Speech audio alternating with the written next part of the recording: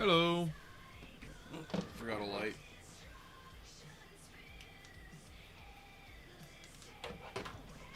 Where are you?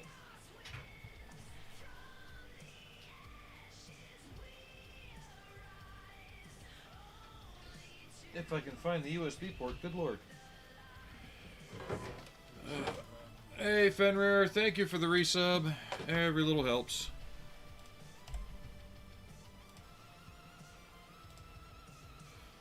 Silly ads. No? Do you know how to get rid of the ads? You just did.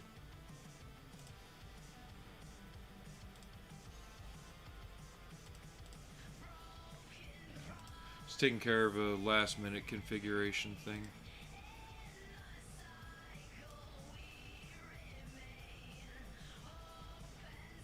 Hey Alex, how you doing? Yeah, for those on Twitch, Alex is on YouTube talking.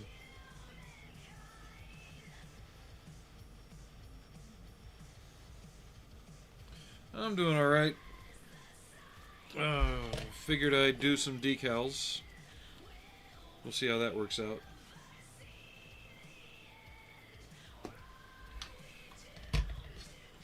This is a female Zentradi or Meltrandi battle pod from Macross Do You Remember Love, the '84 movie.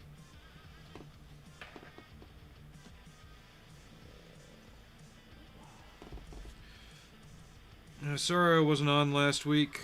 Had a very long week and had 2 days off in a row. I decided to just take those days for myself. It's been that kind of a time, you know?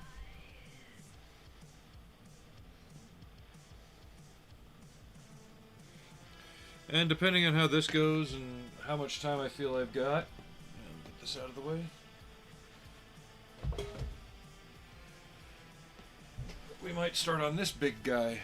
Bought him on my trip to Washington last year. So, I don't know. We'll see. We'll just keep that in the background there. Did get some work done on the Camaro, though. The real one.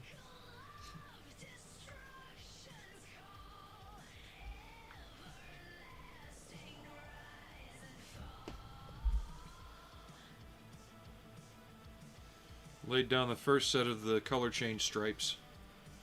There will be more.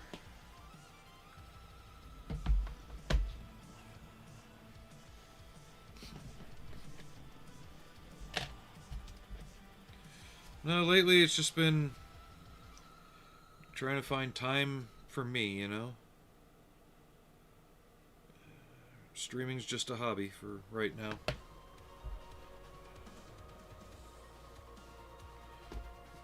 What?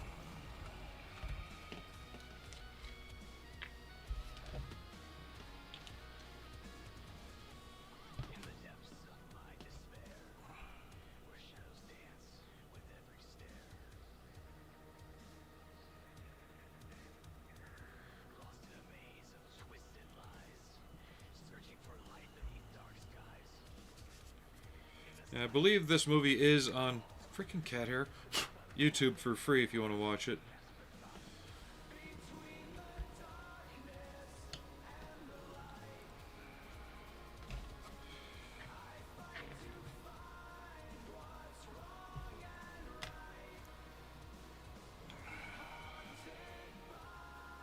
Well, this is 70-second scale, which means this Sheila is 50 feet tall.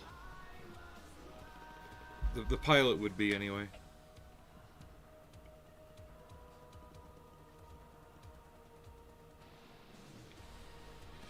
If anyone's seen the original Macross series or its US bastardization Robotech.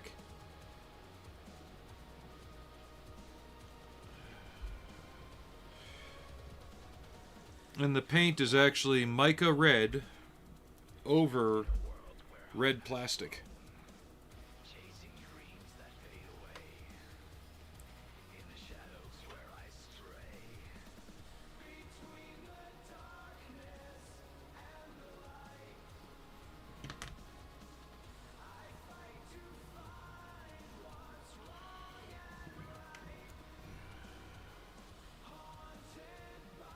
It'll be getting another couple coats of clear once the decals are on.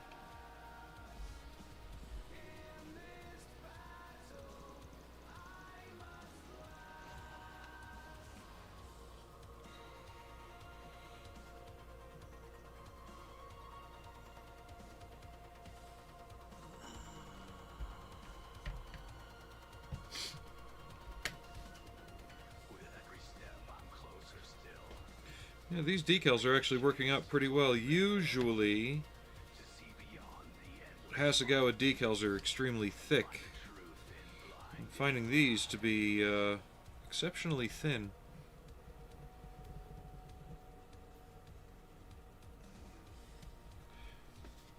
And I did recently get another model from Macross that I've been waiting for since 1995. They finally released the YF-19 Batroid. They've had the fighter for years, but they finally did the transform version of it. Let me get that real quick while this decal's doing its thing.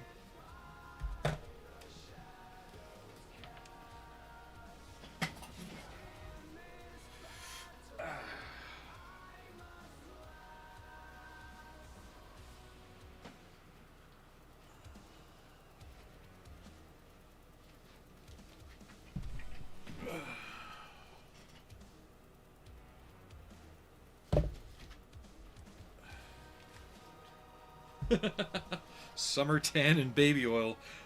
That's an interesting expression. Yeah, gotta remember that one. But yeah, they finally released this as a kit. There's been toys and smaller ones manufactured over the years, but finally we got that. So.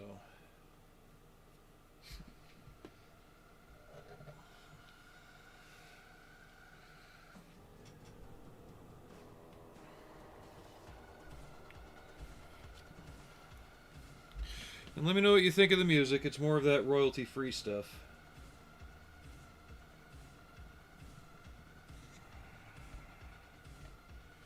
If it gets a bit annoying, we can try a different one out.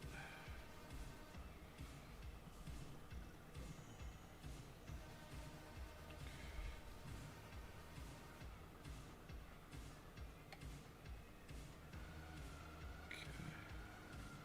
Oh, it cracked. Damn it.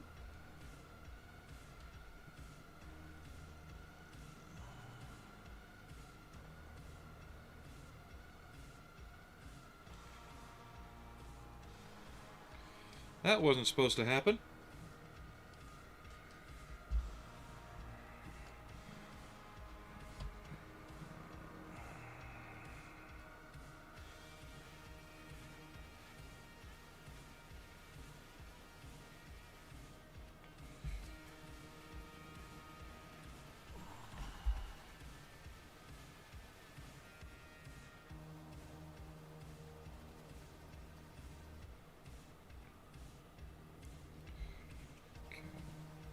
Now that looks like how it's supposed to be in the instructions.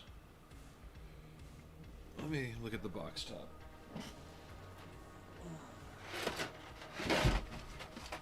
Still have a few more parts to add for the interior, but we're not going to worry about that just yet. The interior, the pilot, things like that.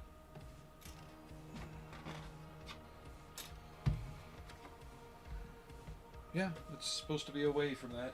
Okay.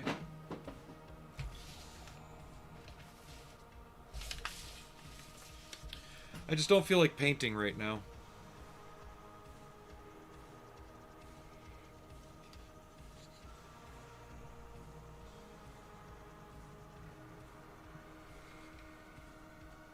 And I keep touching the very decals I don't want to keep touching.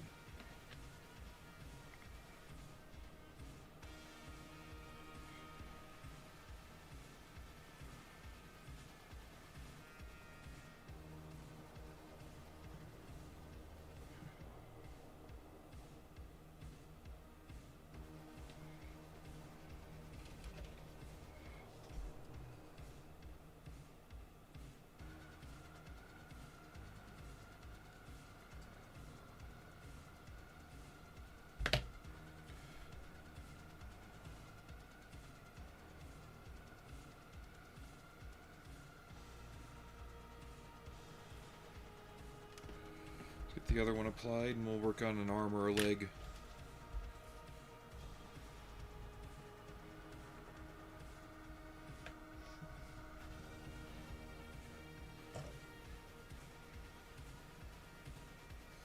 I hope everybody has a fun weekend. My next day off after today will be Tuesday, and then Thursday after that. Then after that, Sunday. Don't know when I'll be streaming that Sunday, if I am able to. Be going to see Alien Romulus, which actually looks a little more promising than Prometheus or Covenant did, so fingers are crossed on that one.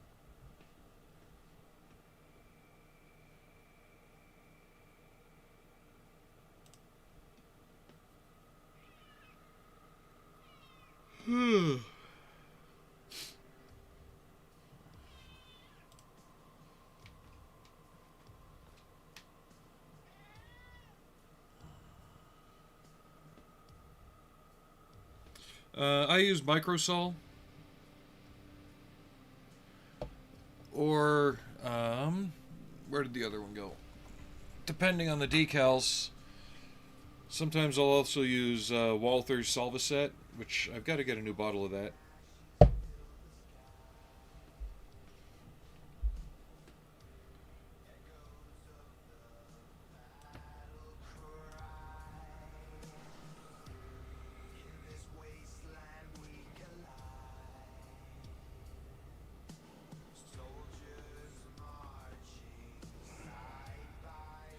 Yeah, sorry today's stream isn't the Weasel, but I really just don't feel like painting or anything like that today.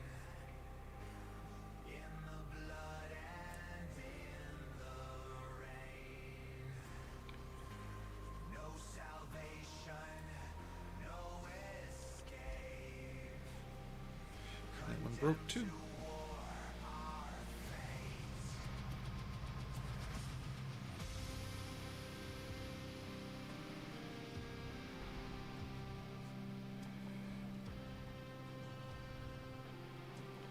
I like the Walters a bit more. The jar has a wider opening, and it's a bit more mild. But I found Hasegawa decals respond best to the Microsol.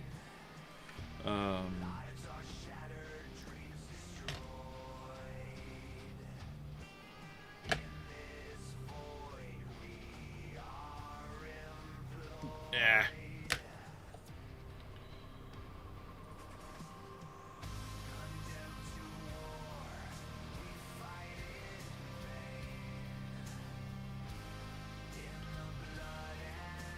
I should have cleaned the desk off a bit better before I started. Cat hairs are just falling out of the air onto this.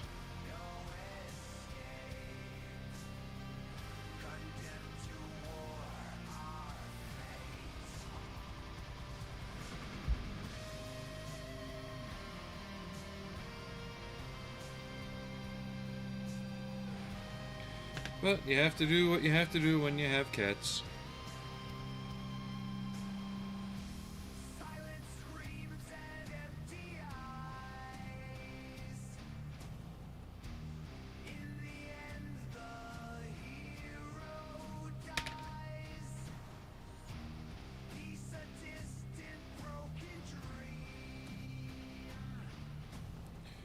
Just trying to get the decal to lay as flat as possible. Which is not always the case.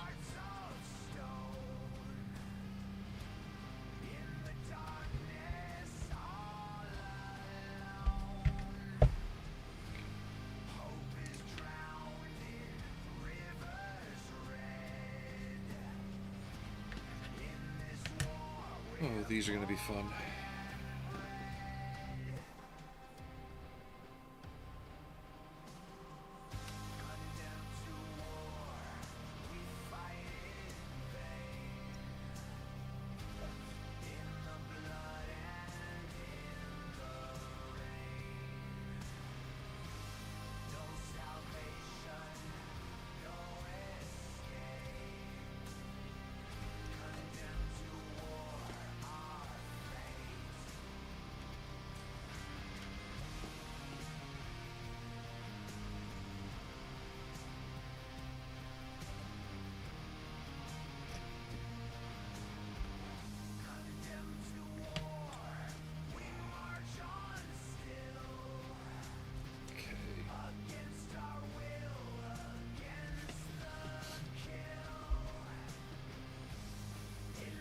Again, let me know if the music's too loud.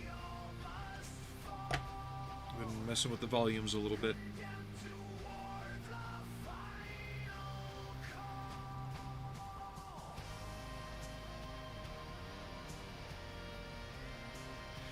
Well, it's not exactly Alien Isolation, the movie, even though I think it is drawing elements from that. There is one big rumor going around, and it's been kind of substantiated by a statue that's been going and being put on display in movie theaters, is that instead of dealing with Ripley and having to shoehorn her into every story, the company found the original alien from '79 floating in space.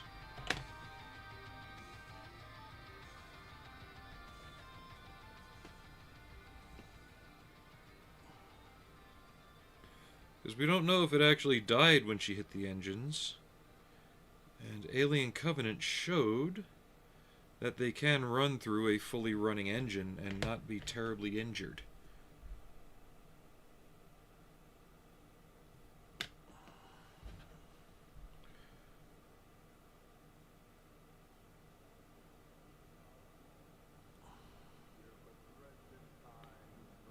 And what's been going around the lobbies of these theaters is a statue of an alien with burns on its head, like it had been fired from a jet engine or a rocket engine of some sort.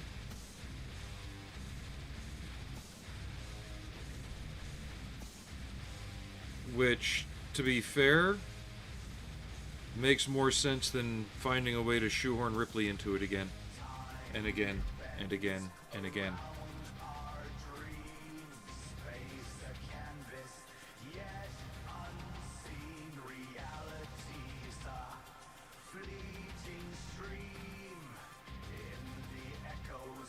You can even see in the preview that the whole thing starts in a colony, much like LV-426 with the processor, the bar, and all that. You know, there's tons of little nods to the previous films in the world they built. The only thing I don't like so far is the blatantly obvious Aliens nod, with her holding the submachine gun from it's basically the same angle as when Ripley got out of the elevator in Aliens when she was looking for Newt. Is this all but a dream within a dream? A dance of light and shadow, so it seems. The clock ticks on, but what does it mean? In this endless waltz, this cosmic scheme.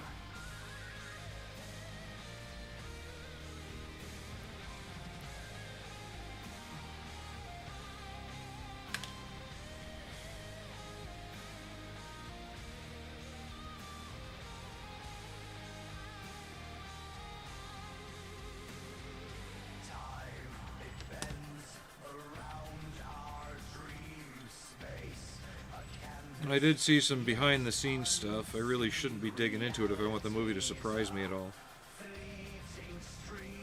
But looks like one of the key scenes of the film is going to be a big zero-G scene with acid splashes floating through the air that they have to dodge and avoid.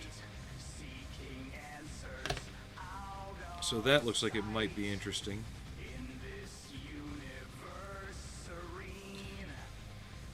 I'm seeing a lot of interesting ideas in the preview, but we'll have to see how they all congeal together, right?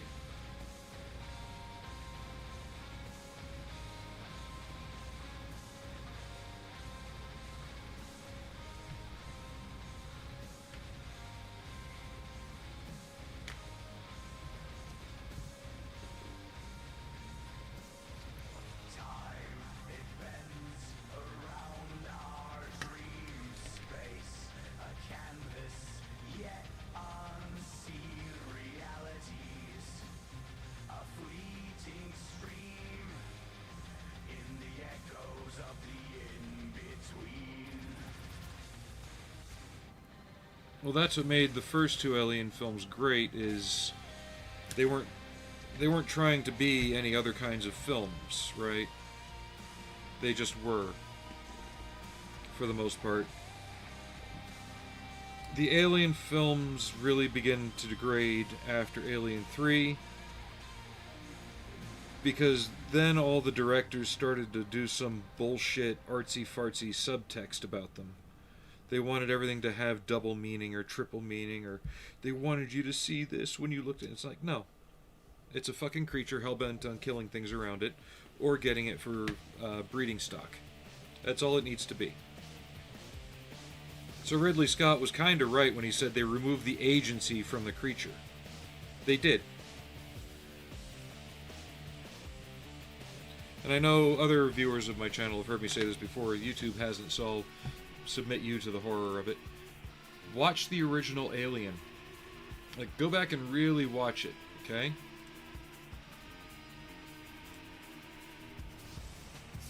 At any point in that movie, does the alien hunt anybody down? Or is it constantly trying to hide and stay away from them? And they're going after it.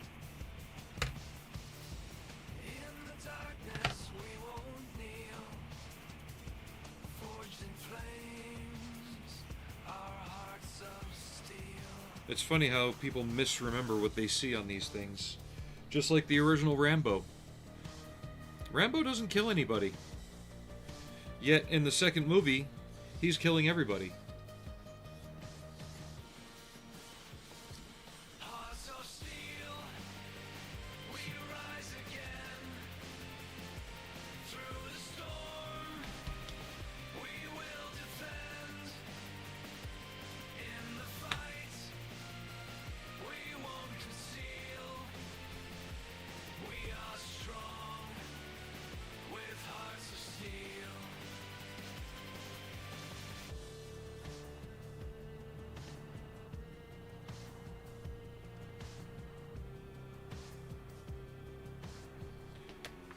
And again, in Aliens, they were reactionary to the Marines. They weren't predatory. The aliens were content until the Marines kicked the hive.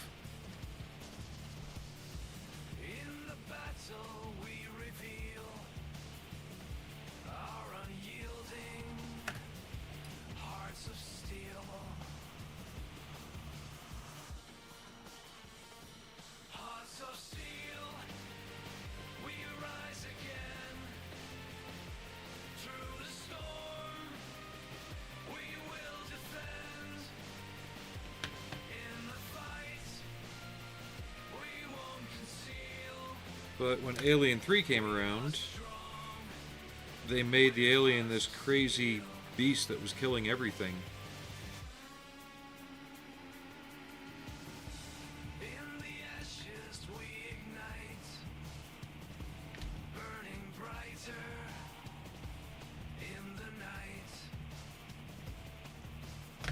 I have to say, I'm so far not happy with the decals on this kit.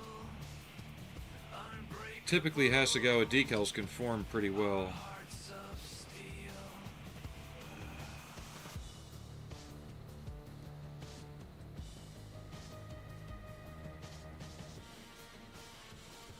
Or I could just be rushing things and being an idiot, but who knows.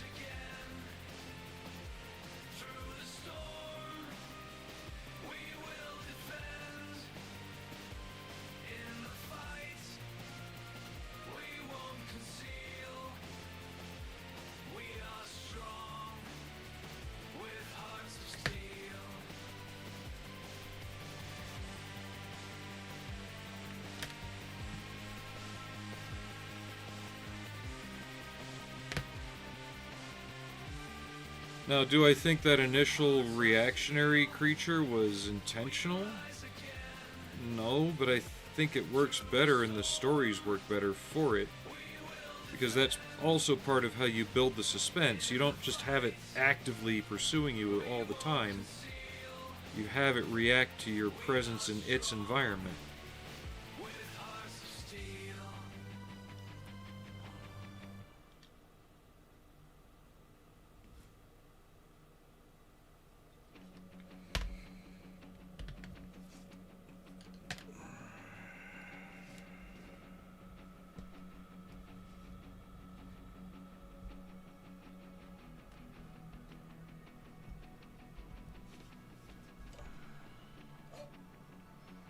But ever since Alien 3, they always tried to give the goddamn thing some double meaning that it didn't need.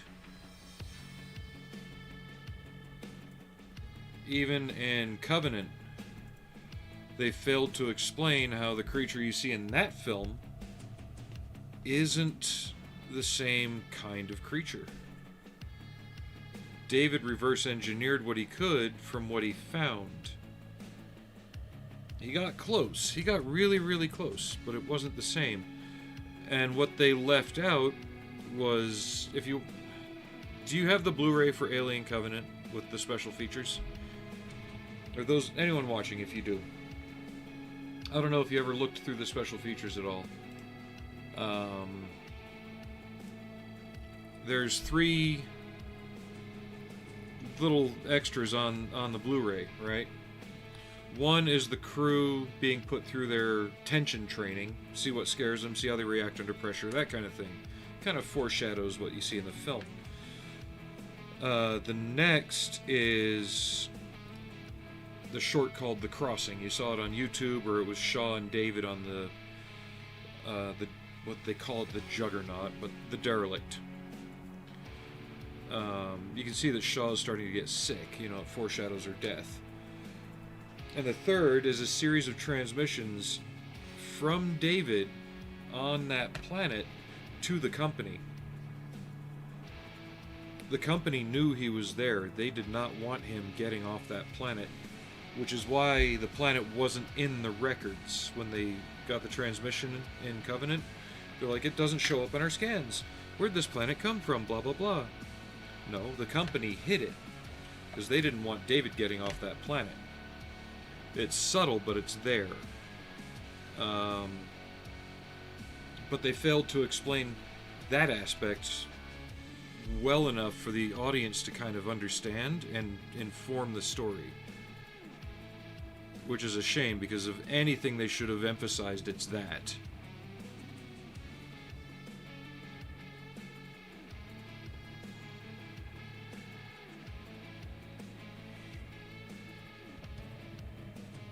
I mean, why else would something not show up on a scan with Weyland-Yutani involved?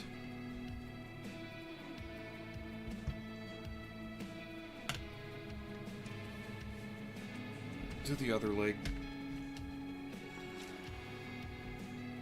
Who's down here? Who is that? It's Frank. Hi, Frankie. Let me get these boxes down. You can get up into your spot, okay, bud? Come on. Come on. Frankie, up. Frankie. Oh, he's gonna sniff what I just put on the floor.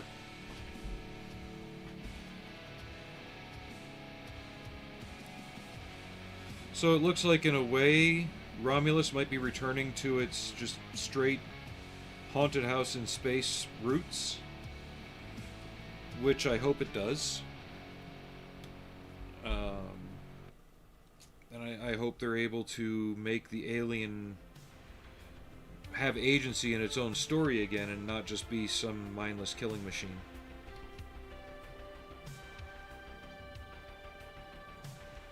Frankie.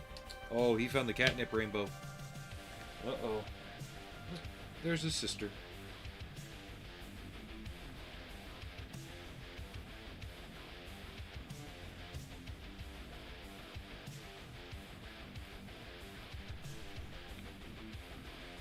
Hi, Alley girl.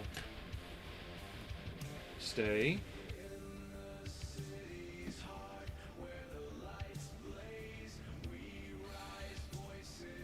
Well, that's just it. It doesn't need to be spiritual, unfortunately.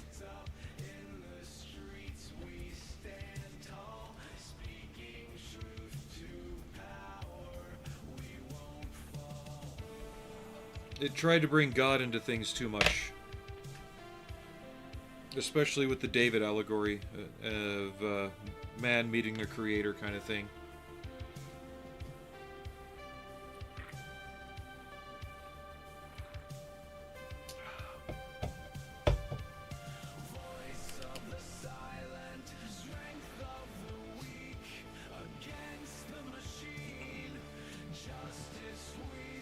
found your spot, Allie. Yeah, got your spot. I got your spot. Your scratchy spot. And Frank's getting high with the catnip on the floor.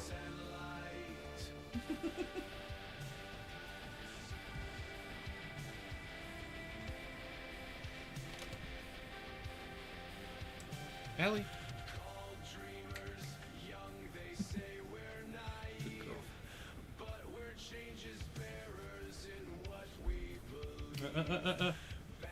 No, stay.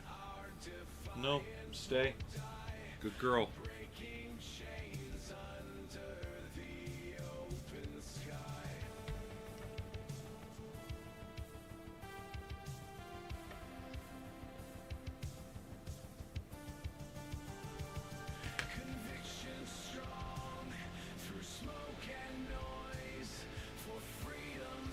Speaking of Kitty Hawk, I really should finish my 32nd scale OV1D Bronco soon.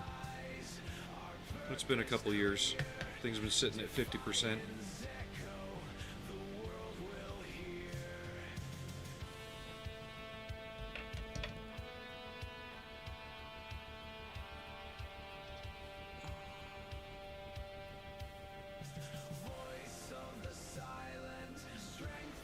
You know what? I'm kind of glad these ones are breaking.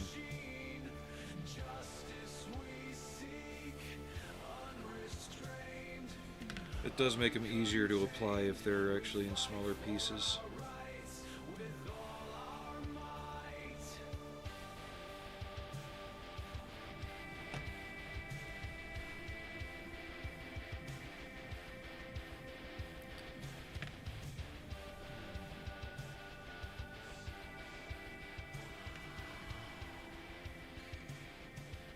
But supposedly the director of Covenant is known for doing good horror flicks. He's done...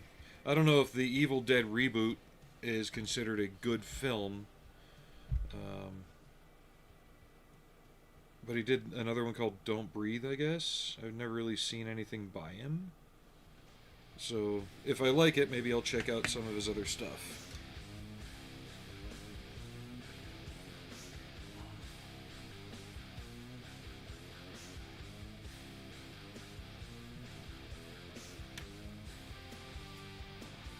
Yep, I've got it. I did it up in the gray, green, and black scheme.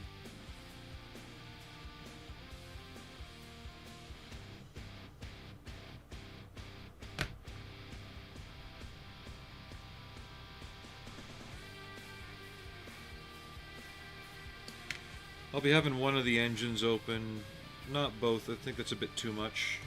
I want you to be able to see the airframe with and without all the stuff being open.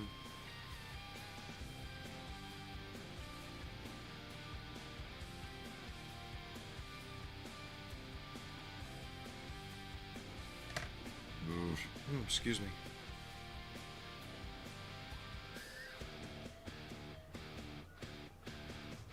No, Lizard Scheme was something else. That was the Euro 1 grays, like they wanted to put on the A10 for a while, and the C141 and the C5. That was something radically different.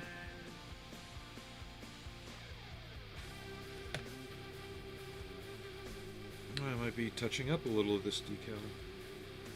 Or not. Come on. There we go.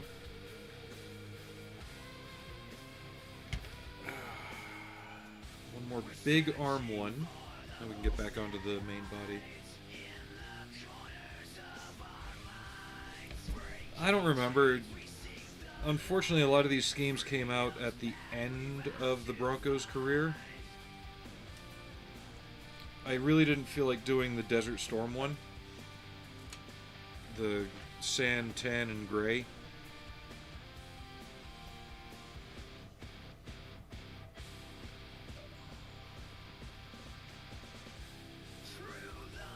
You know what? We're going to be preemptive on this one. There.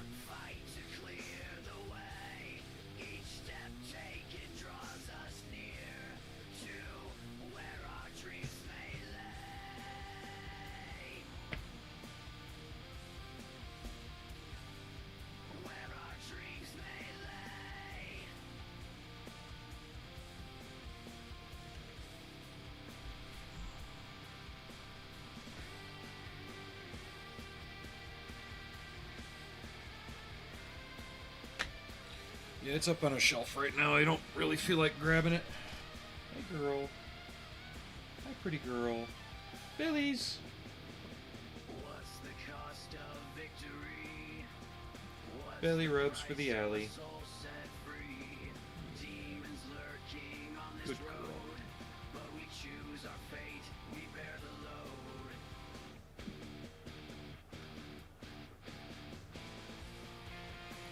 Arrgh.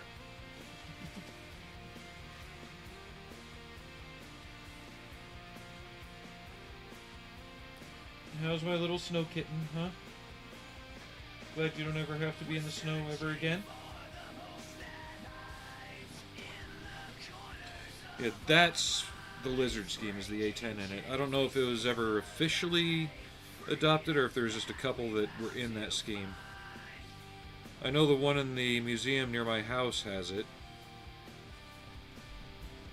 But it's also A10 number 666.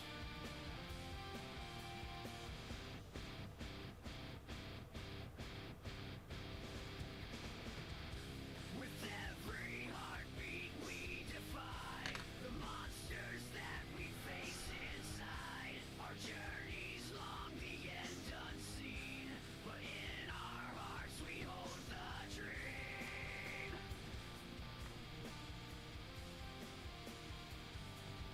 Where our dreams may lay. Yeah, the 70s into the 80s was a very strange time for military equipment in the US.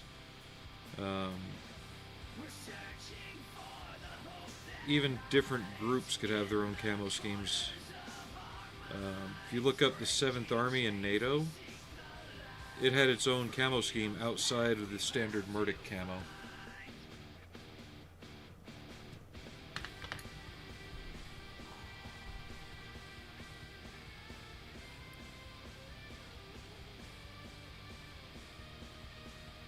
Ah, fudge. in pursuit of what is right, we'll conquer the night. With every deed Well, just GE likes to make things that go spin. One to make the mess, the other one to clean the mess.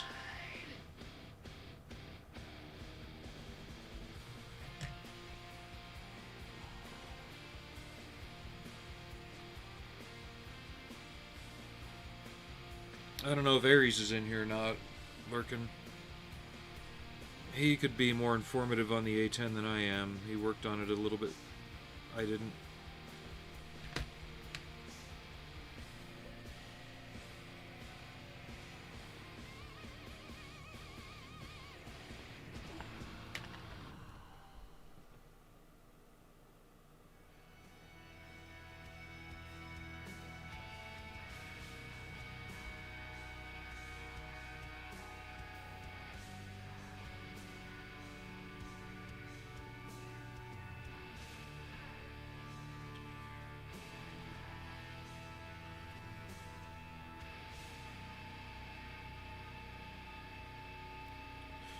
I still don't know if I'll go back with some smoke and sponge it to make it look a little damaged.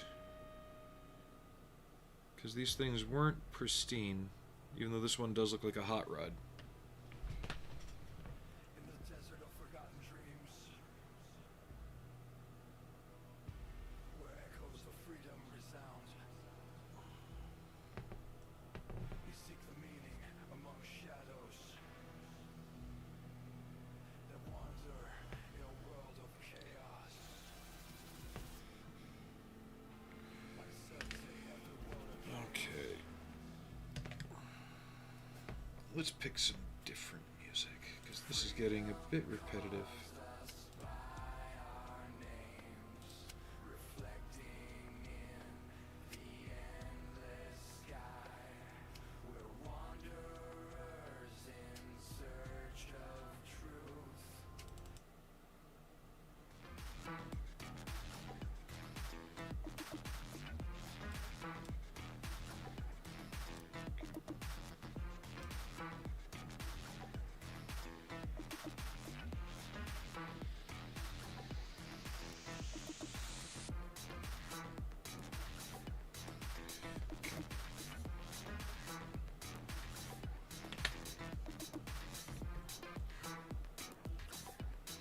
But my wife and I also think we've picked out who the android is in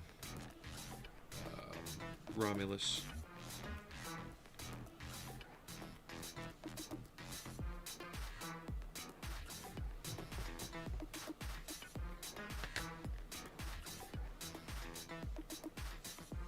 But she also thinks that the Alien Romulus trailer she saw in theaters is the reason she woke up screaming the other night. Or she didn't wake up screaming, she started screaming in her sleep. I woke her up because of it.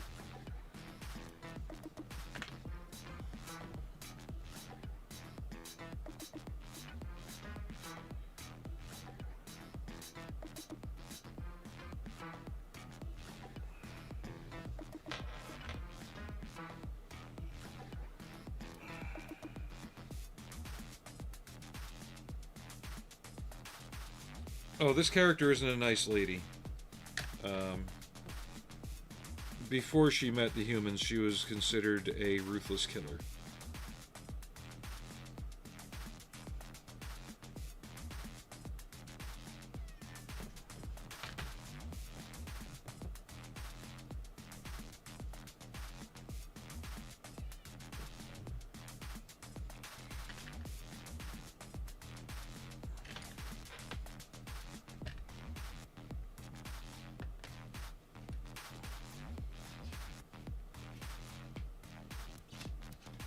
There's more strips to add to the arms here, but I'm not doing that until I know the decals settled a bit more. Just trying to get the main ones on.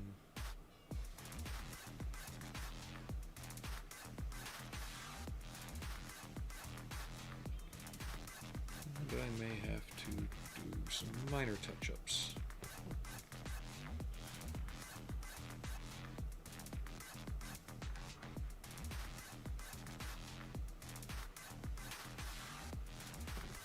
I think I just put that on backward.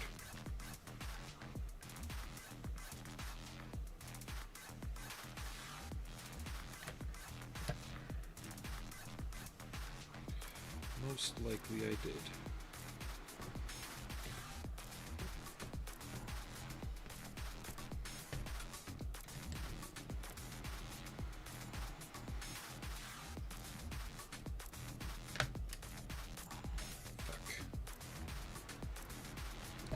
Fuck out of my way.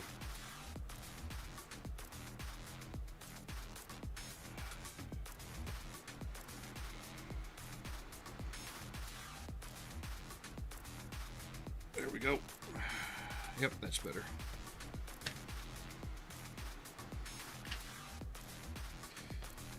Keep trying to get the X-Acto knife out of my way and it keeps rolling right back in.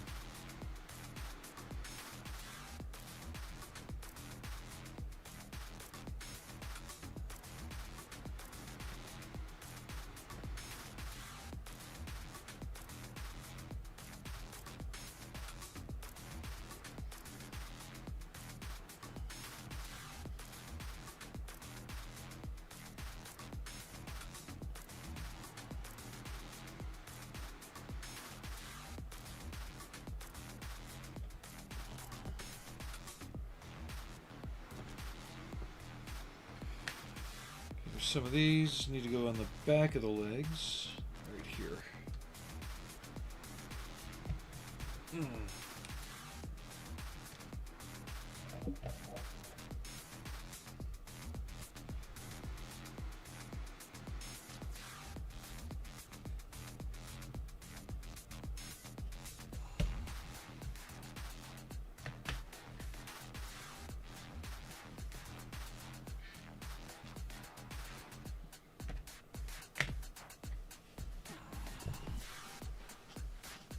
I could have sworn Marbles just came down here and rubbed up against my leg. Where is he? Marmar! Here, boy. Nope.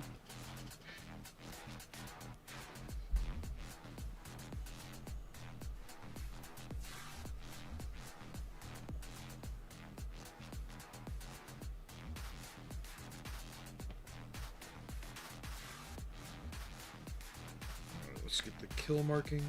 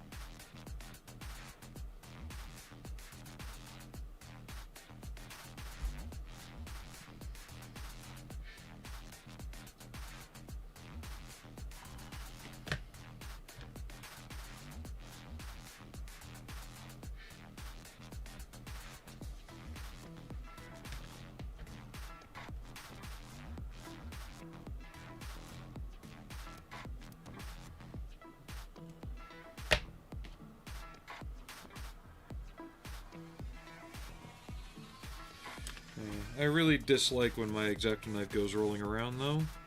Because I've actually had one just, you know, I didn't try and catch it. First rule of thumb, your X-Acto knife goes to fall, don't try and catch it. Well, I didn't, and it stabbed into the top of my big toe on my left foot.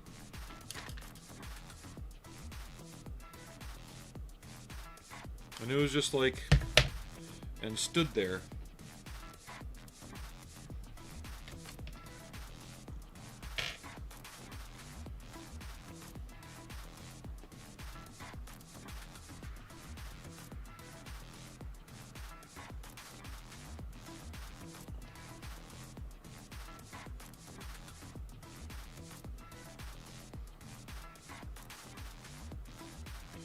In fact, I think I still have the tip of the blade in the bone on my leg.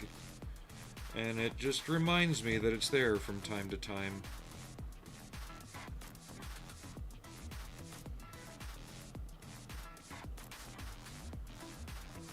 I haven't had an MRI since then, so I guess if I ever have another one, I'll find out.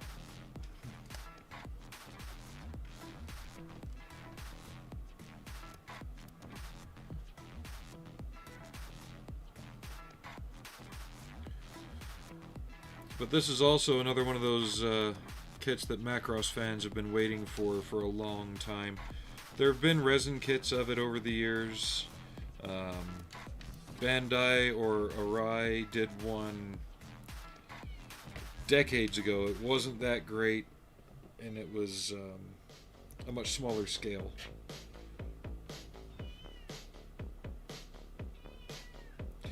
Unfortunately, I find that the rubber thing gets in the way more often than not. Because I used to have one of those odd-shaped ones by Fiskars, designed primarily to keep that from happening. And yeah, no.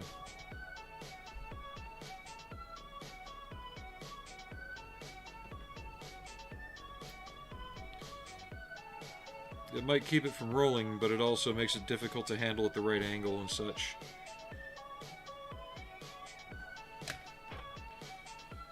There's pros and cons to everything.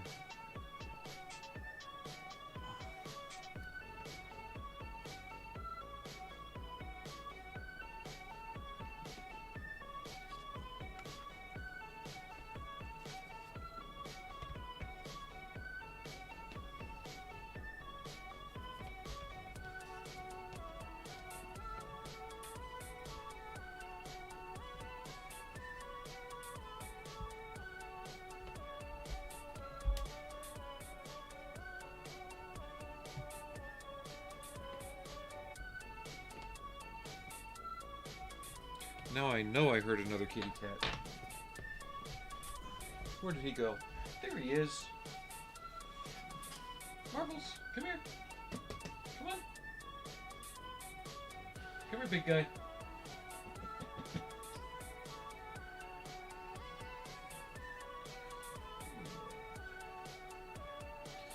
Come on, up. Up. No, up.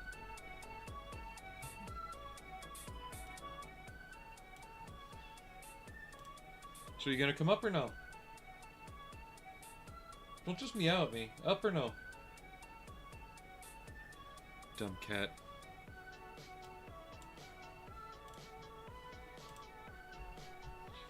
And again, he's never really been the smartest cat.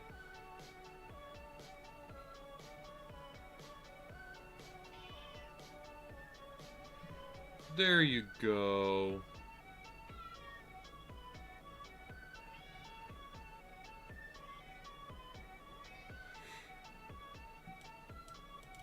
Let's try this out.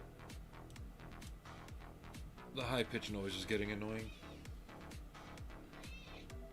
Oh, what marmar?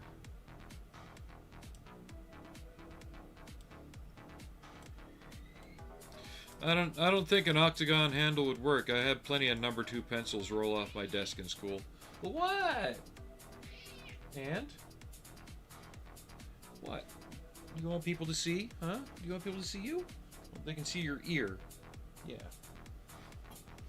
Come here, big boy. Come here, big guy. Oh. And he gets down. Come here. Come on.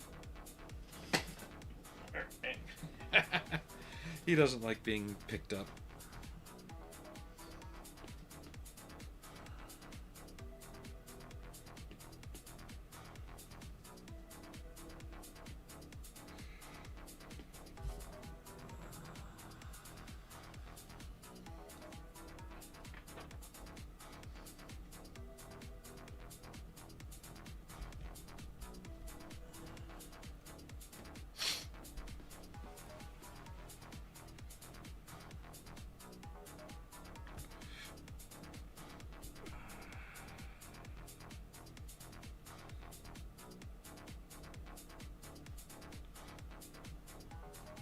But I had one of those really nice rubberized ones with the grip and everything. Yeah. It was okay. The grip itself really didn't like chemicals. And because of the nature of it, it broke down pretty quickly over time.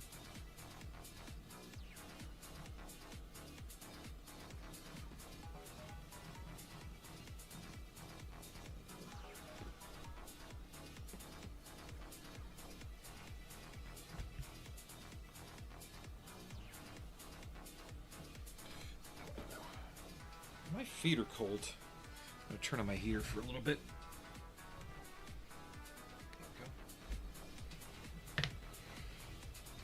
So where does the Zentradi Jesus fish go? It goes right there.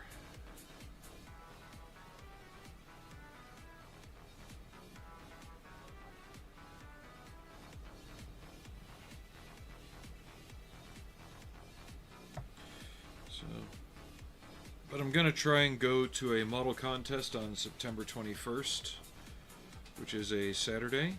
So wish me luck. I'll probably enter Felicia, Kronos 1 from Star Trek 6. Felicia's the character with the pistols and the steampunk girl with the pistols.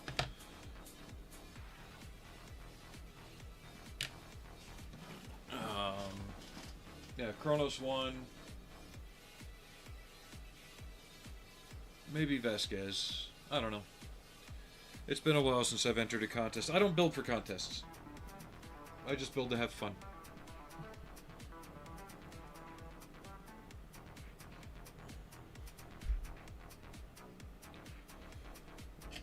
I find when people start building for contests, they stop having fun. You know, all the time I hear guys at the club complaining, "Oh, I only finished one model this year." Well, maybe if you weren't spending most of your time counting the rivets and you just assembled the model for the fuck of it, then you would enjoy it again. But instead you're buying 3 copies of a kit that you're probably only going to build one of to compare the accuracy between the different manufacturers. What does that do except to prove that you got more money than brains right now? And meanwhile, I'm enjoying shit.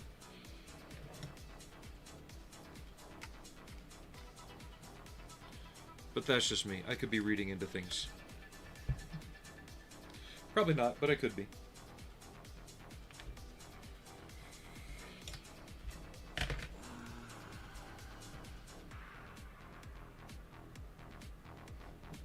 Has everybody contacted their local rivet counter today? Make sure they're okay.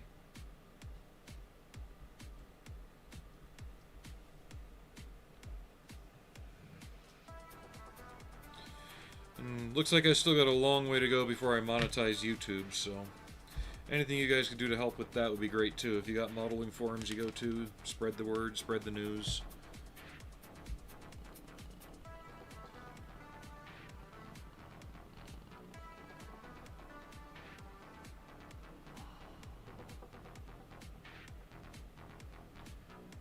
I'm barely a quarter of a way to the 1,000 subscribers they require.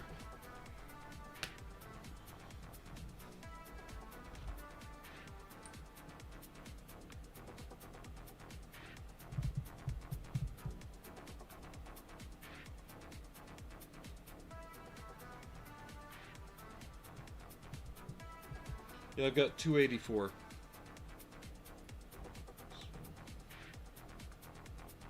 Yeah. I ain't getting there for a while. Ow.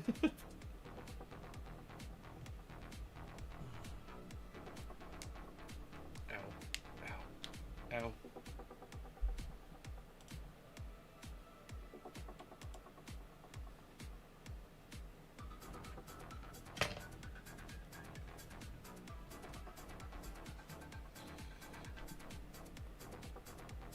I just wish one other member of my club would be able to get more time to build, because he also has all these same Macross models I do, and he keeps buying them,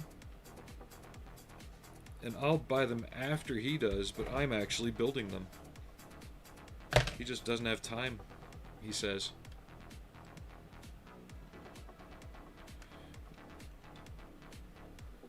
And really, for a lot of things, if you're not, too super stringent about it, set yourself aside 15 to 30 minutes a day. Right? Most stuff you can do in that time. If it's not too complicated. If you're just doing the basic shit, building and painting, yeah, just set yourself 15 to 30 minutes a day. When you feel like it. Don't worry about perfection, just worry about moving forward, building the model and moving forward. You do that, you'll get some shit done and be a lot happier.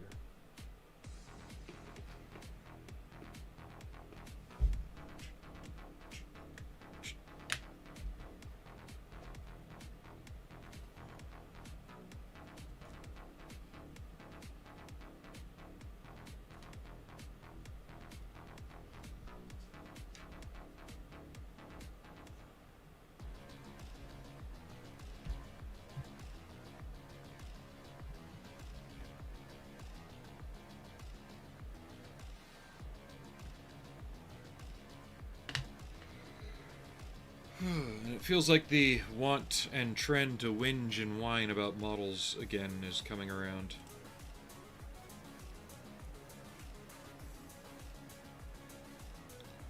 Just build it!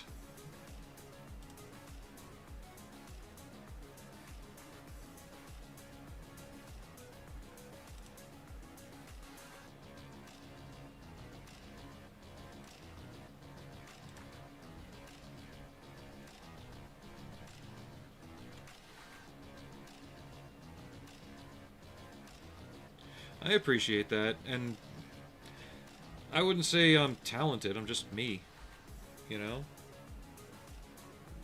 I don't think that requires any particular talent just to build a model.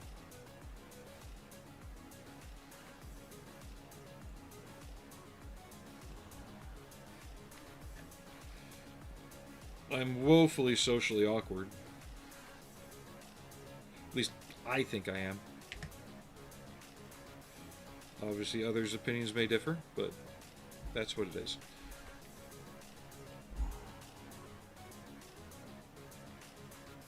I am in no means an extrovert by any regard. I'm extremely introverted, which is strange considering I am live streaming, and typically that's something that's more of a extroverted mindset activity, I guess. Or it's my way of saying, fuck it, I'm doing it anyway.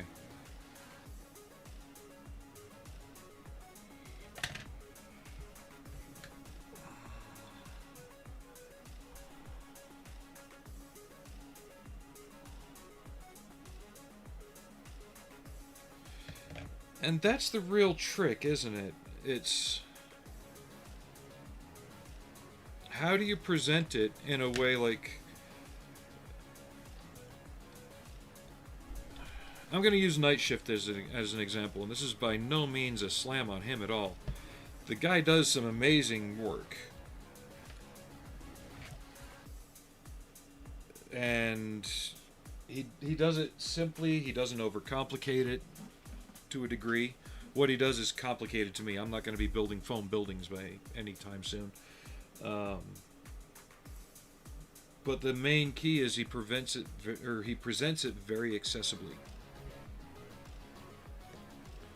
And he has his brands that he prefers, but he's not like one of those people where, you know, oh, I'm working on my model. Look at my entire array of AK products in the background. Did you know that AK sponsors me? No, they don't.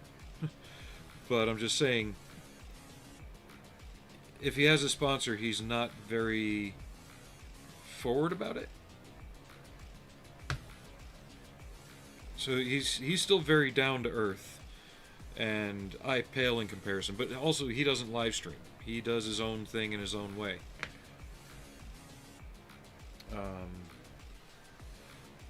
But there's other people out there that it feels like you have to be this this insufferably high energy character at all times. And I feel like I just cannot do that. It is quite literally beyond my physical capability.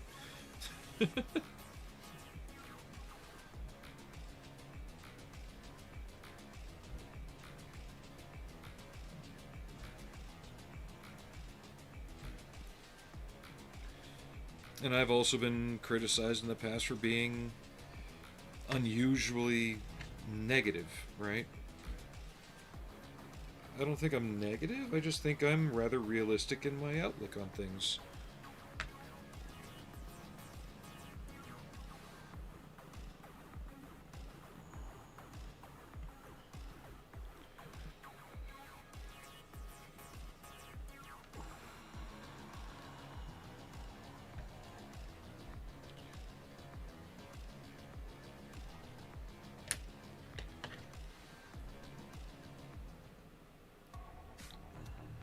At the same time, I'm not the one out here shitting on a 40-year-old model tank because it doesn't come with photo etch and link-by-link tracks, you know. Like, there's probably people out there who'd say, oh, this model would have been better if it was made for lighting. Well, that's not the point of a Macross model. A Macross model is to show off the character of the vehicle. These fighting suits and these transforming aircraft that are in it are just as much a character as the characters piloting them.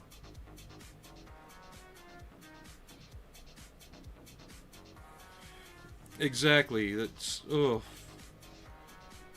it's almost becoming cringe, especially when you see the clickbait titles. Here's the right way to paint gold.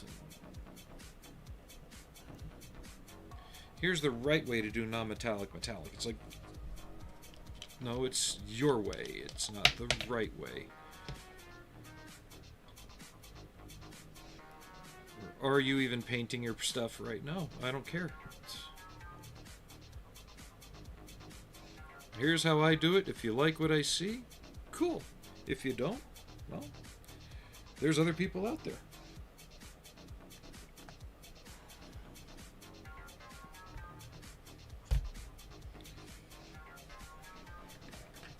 Or how about this? If you want to reach my level of model building, stop worrying about the bullshit and build the model.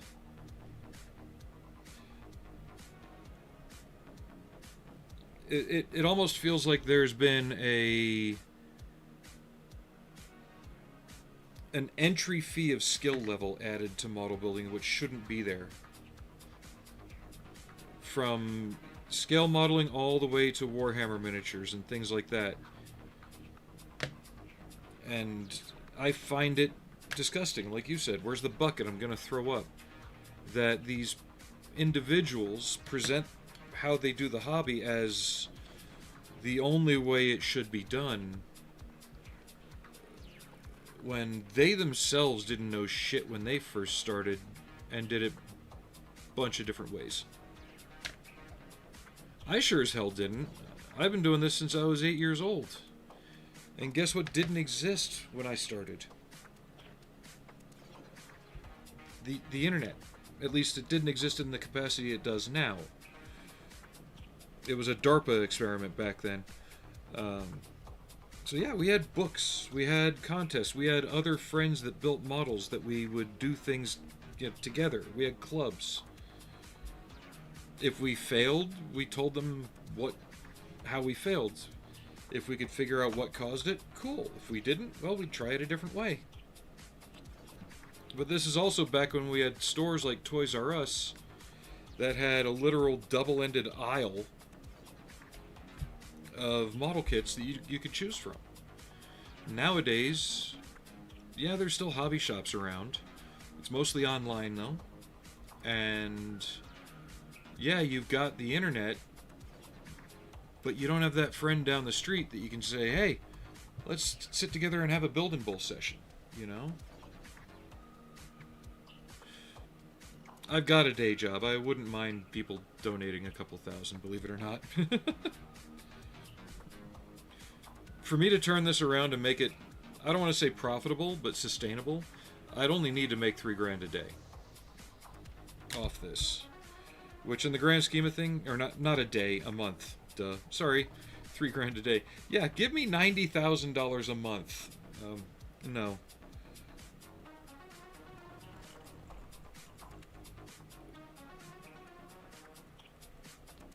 But yeah, I have a day job. I don't work for a model building company. I don't work for, a publisher or anything like that. I don't get free samples. Everything you see on this channel that I do or use is out of my own pocket. Or, when I get a payout from Twitch or donations, it does aid in getting supplies and kits. But by no means is this sustaining my lifestyle. Be cool if it could, but it doesn't. And even if it did, I would still try and foster the attitude of there are correct ways and incorrect ways, but not every way is the only way, right? There's more than one way. How's that?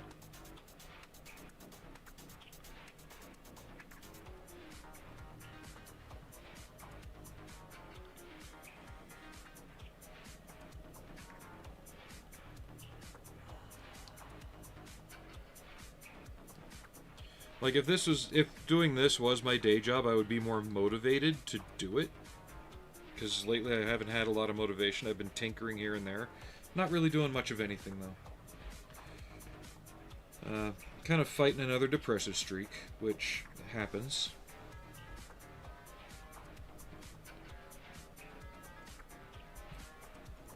But it is what it is. It's still a hobby to me. And if I decide to share a couple hours of my hobby with you guys, great. If I don't, then that's my call.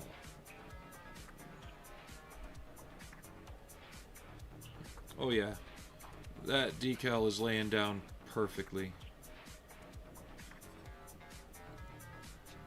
A little more solvent on this side. Now we'll be able to put these on.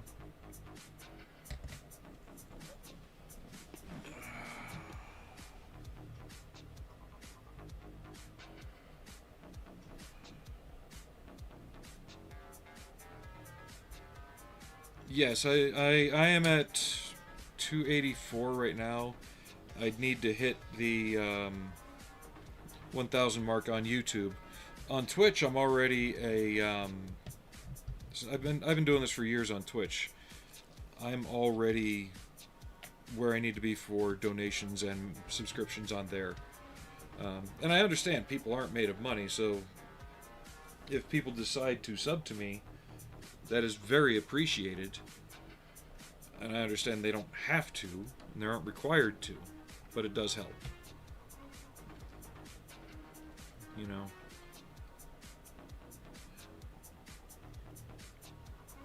But yeah, you have to get up to 1,000 subscribers on YouTube and a bunch of other things, a bunch of other requirements before you can even monetize. on Twitch, I've been affiliate for, God, 5 years now? 6 now, I think? So, but since COVID, my ability to stream has been negated almost. So I just haven't been on very much. So a lot of the reason is my own, you know. Yeah. Yeah, a lot of the reason is my own failings as a streamer. I really wouldn't even classify it as failings. I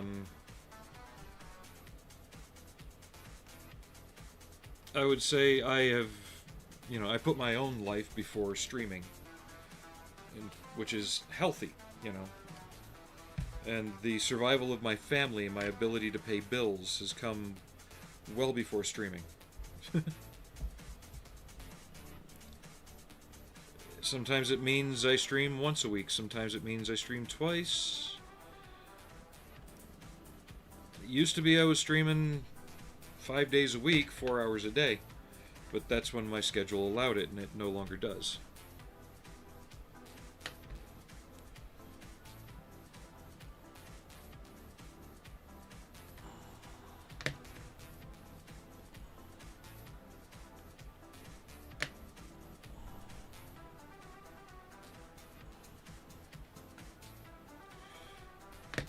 But don't think you have to get into Twitch or anything like that just because. By being on YouTube and watching, you're also helping the YouTube algorithm tally up the numbers I need there to... What's the word I'm looking for? It's helping meet the requirements on YouTube in order to stream as well, or not stream but monetize, if that makes sense. If you go to Twitch, you'd be robbing Peter to pay Paul, basically. It would invalidate me being on YouTube. But I also think my ability to grow on Twitch has come to a very, very steep plateau. And also, I don't think I am what Twitch wants.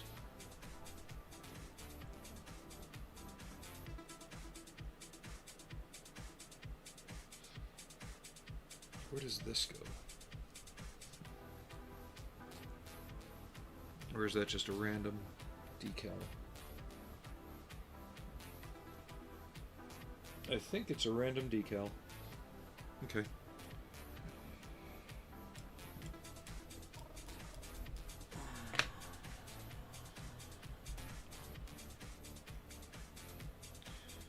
I know every time I do a stream or I put up a short,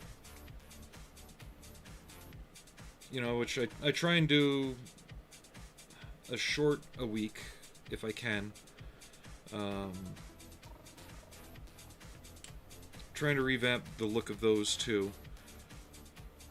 But I know that if I'm doing that, I usually gain 1 or 2 subscribers a week, which for the content I'm putting out, honestly, I don't think is terrible. I'm just doing shorts and live streams. I'm not doing professionally edited videos or anything like that. That's honestly beyond me in scope of ability.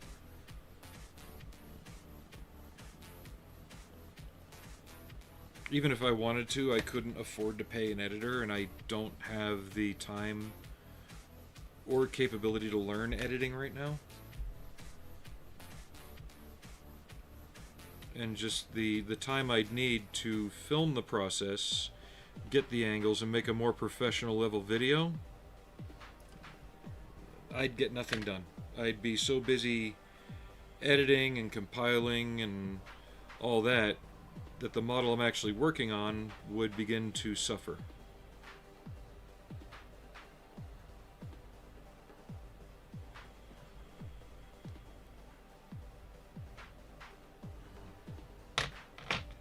So,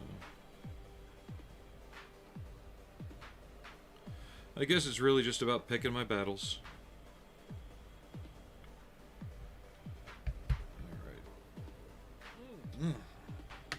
Sorry, I had a nosebleed last night too. Got really... Alright, I'm gonna have to hand paint those on. I don't think I can get those to curve properly. They go right around these ears on the head. So, and I've already painted those.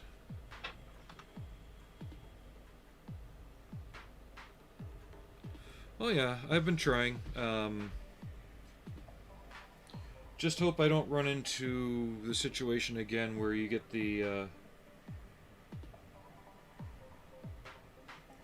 random weirdness of people asking very pointed questions without knowing their outlook on it.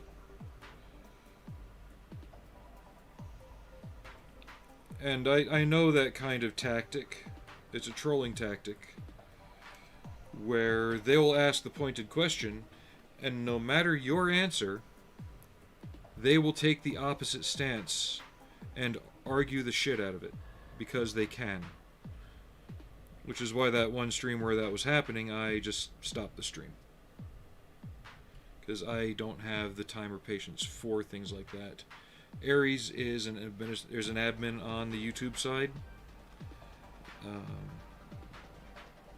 Since I don't have 20 windows open on my computer, if I need to, I could hop on the YouTube side and shut that down if there's a person causing that trouble.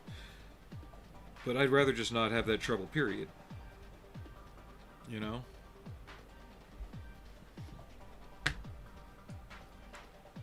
I also think it's sad that people think they have to do that to get a response or to have fun on YouTube. It's like, just watch the guy and interact with him. You don't have to be a dick about it.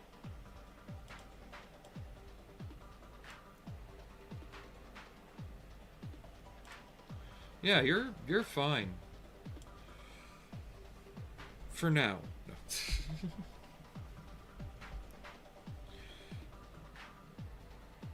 But I know most of you get what I mean. It's like, why you gotta be, you know, taking other people's chill like that? Decals 6 and 8. Where do you go? Or did I already paint what those are needed for?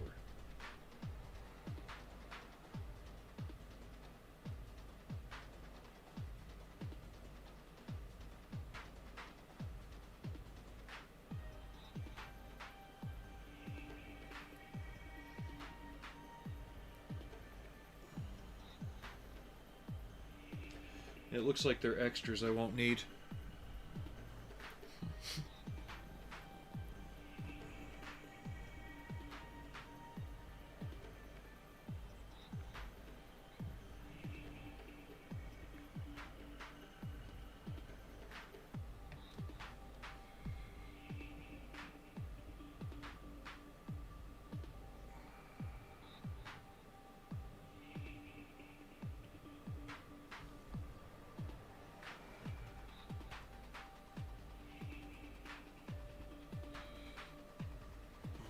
I like the idea of using the decals for these, but honestly, these two strips right here might be better off being painted. Yeah. I'm just gonna paint them.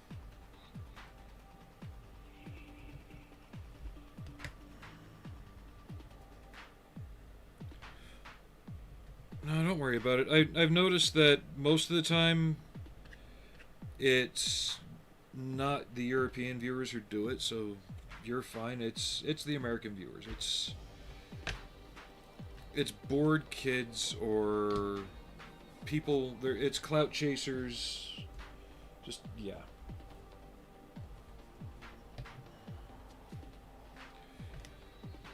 It's people with very small minds and no lives.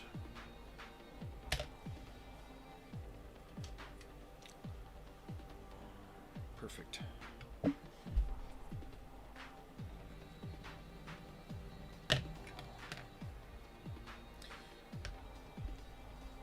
These could have been a bit more red, but I might go steel and then paint the trim black. Or I could leave it like that. It reflects the shoe color, kind of. I don't know. I'll play it by ear. I mean, I'm making a model based on a cartoon thing, so.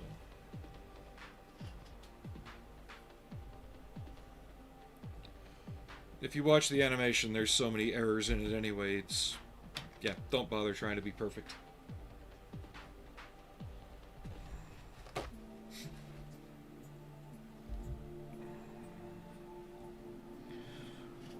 Yeah, but if you have anyone else you know that's into model building that just wants to chill and hang out and build something while somebody else works on their thing, then yeah, throw a link up on Facebook just saying, hey, check this guy out. Just something, you know, share it. I can only do so much.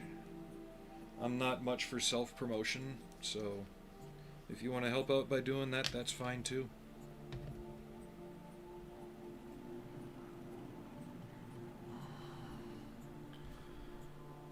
I guess my thing is I don't like being overly intrusive in my presence. I just want to be out here working on stuff.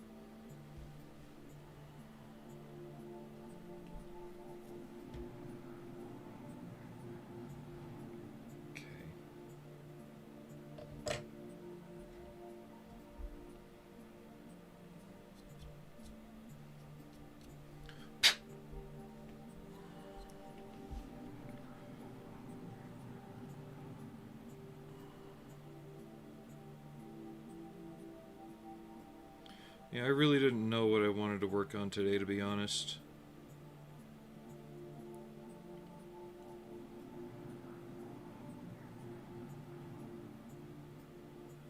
Next bigger project up would be either the Defiant from Deep Space Nine, getting that lit, or Star Fury from Babylon 5.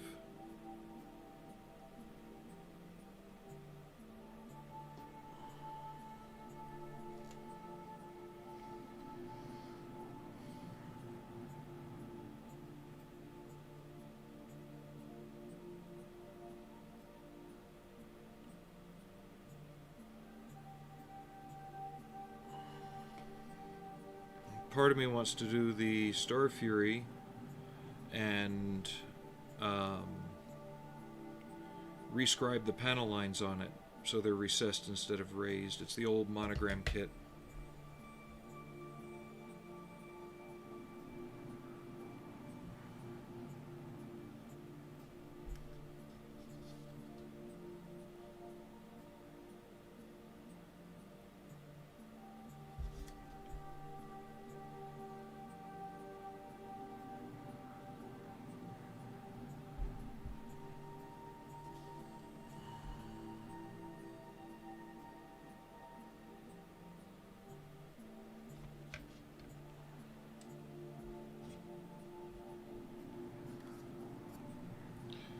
Gonna have to go over this with a dryer sheet once the decals are dry. Get all the dust and cat hair to stop sticking to it before I spray it with the clear.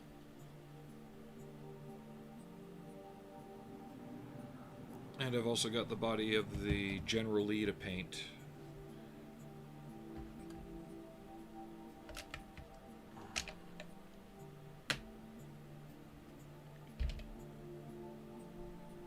I've already got it painted in orange and all that, but I've got the clear to put on it. That's for a customer. Given the controversial nature of that car, I probably won't be doing it on a live stream.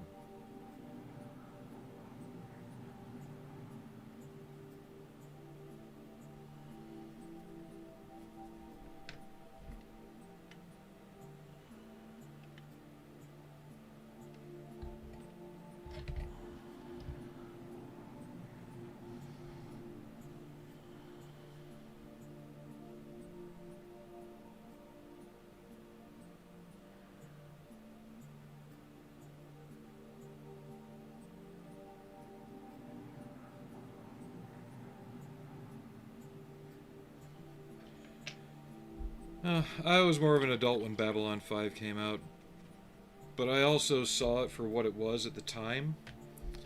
It was trying to compete with Deep Space Nine.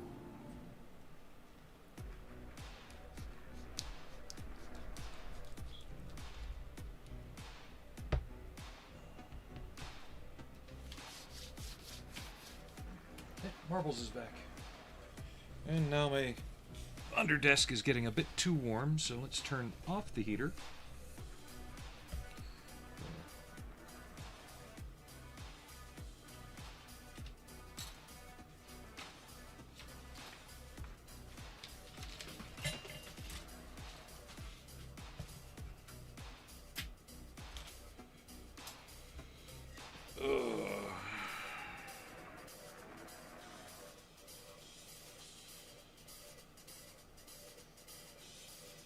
I guess I can glue the figure together, but I really don't want to get into painting too deep today. If I do the Star Fury, though, I want to light it, at least.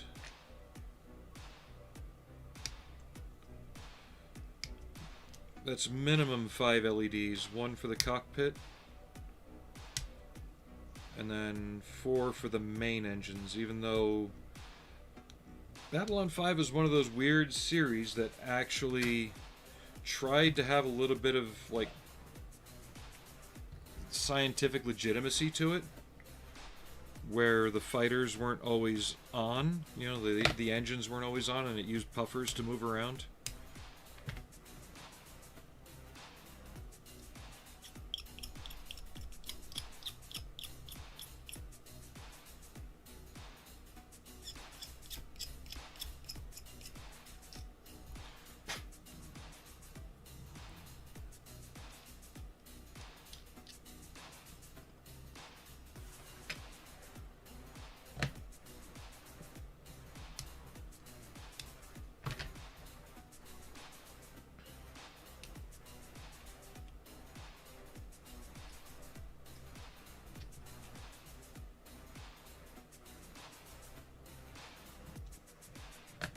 Got 5 people viewing. If you're new, say hi. Got some people on YouTube hanging out.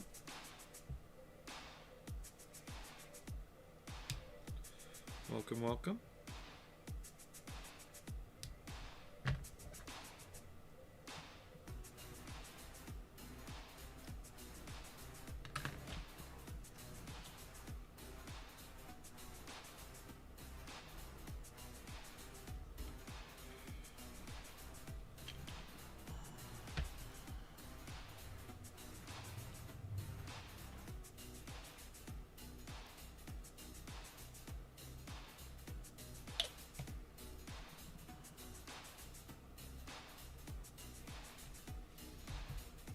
I'm gonna take a second and run upstairs. Maybe. Got a package on the way from Amazon. Just a little something I picked up. If it's here, we'll shift over to building that.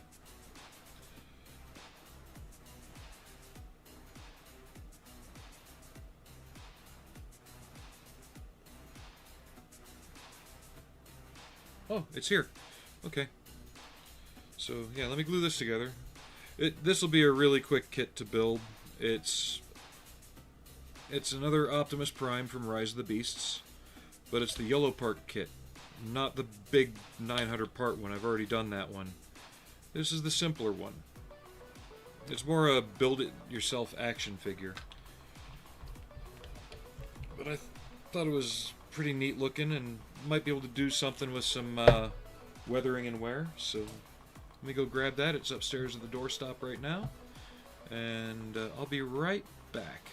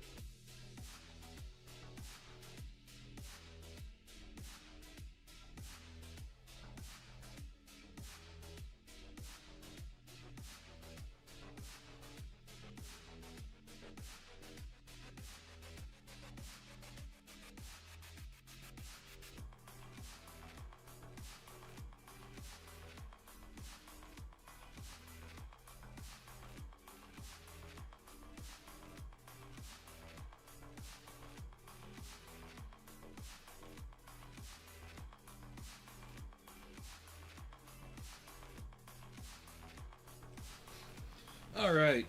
Title changed. So, yeah. YOLO Park. They've been doing some interesting models, and I'm sorry to say I have not seen The Expanse, mainly because I really don't watch a lot of TV nowadays. And I don't do a lot of streaming services, things like that, so there's a lot I'm not catching. If I see something and it feels decent to me, I'll watch it.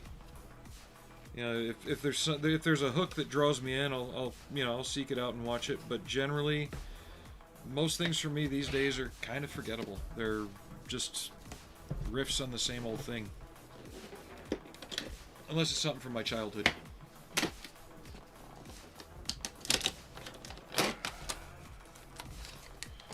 Check that out.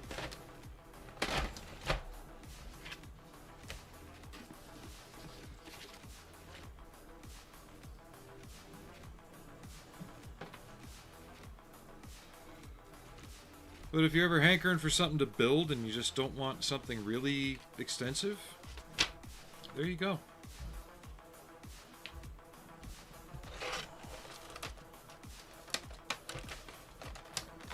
It's pretty cut and dry. And honestly, for 30 bucks, can you really complain?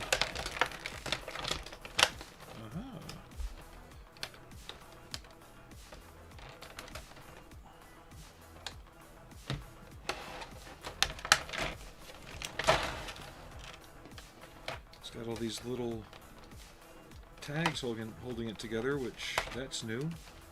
Scourge didn't have that. And you can add more to it. You can easily go in and detail paint things.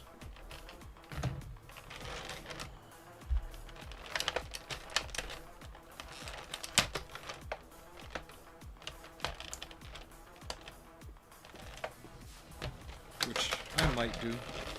I'll probably at least add a wash. Kind of try and get the details to pop a bit better.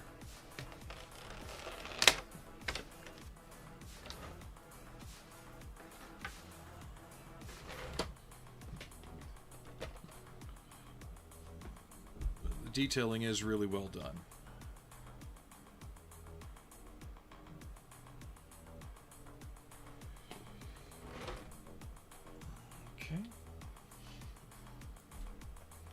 Let's start with an arm.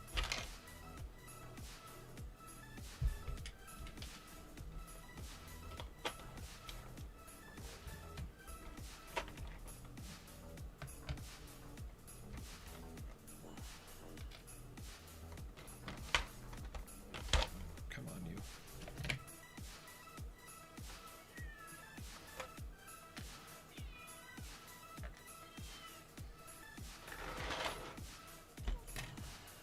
I know, this isn't the most exciting thing.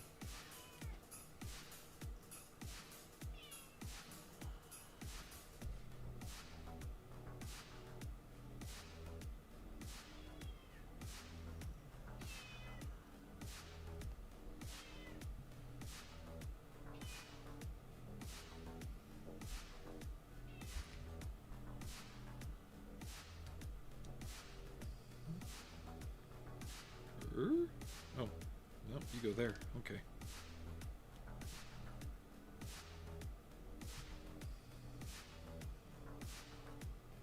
It still helps if you follow the instructions.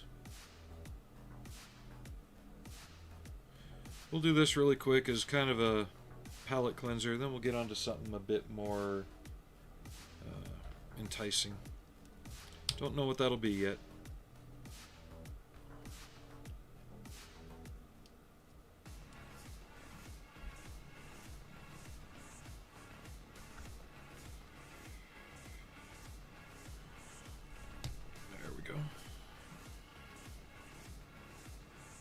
Now I do have the 900 part Optimus Prime that Yellow Park released not too long ago. It was last year, I think, is when it came out. And that was based on the version seen in Bumblebee. That was a great kit.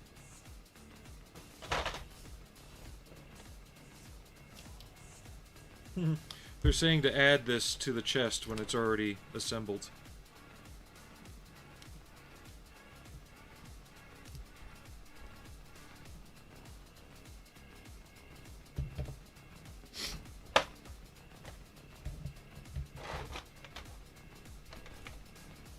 Yeah, we'll probably do some oil washes on this, honestly. Might be a chill way to keep going.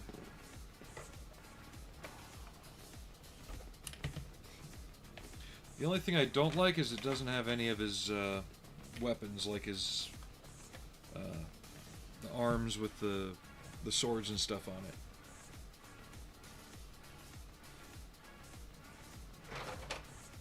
But when you're trying to make something for a certain price point, you don't go trying to make the Mona Lisa out of it.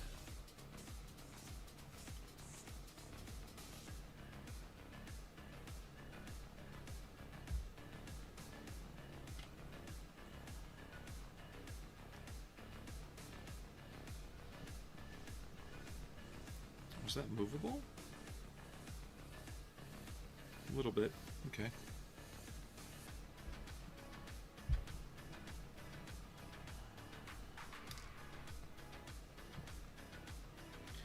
And there's a little room for improvements on it.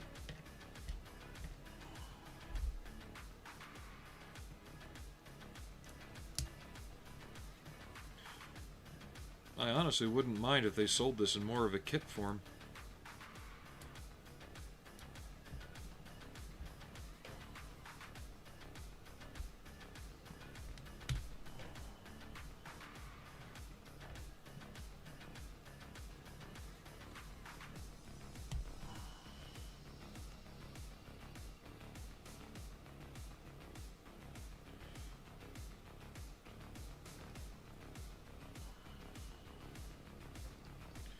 As far as the Expanse, though, I've heard people saying good things about it. Just overall, I've never had the time to really get into it.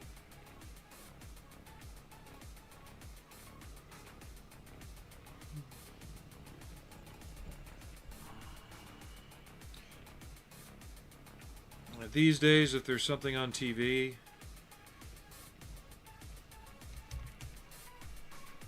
I'd rather be building a model.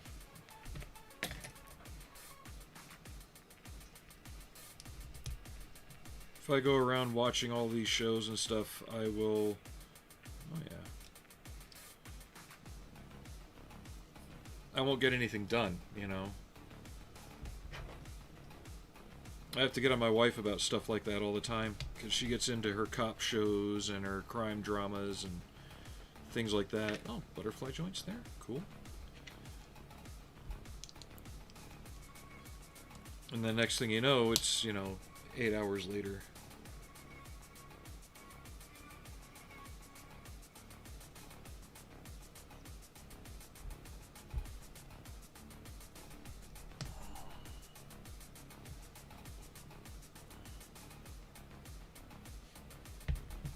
Well, yeah, I heard they kept physics really well in it. Just, I don't have time. Trust me, if I could invent a time machine, I would.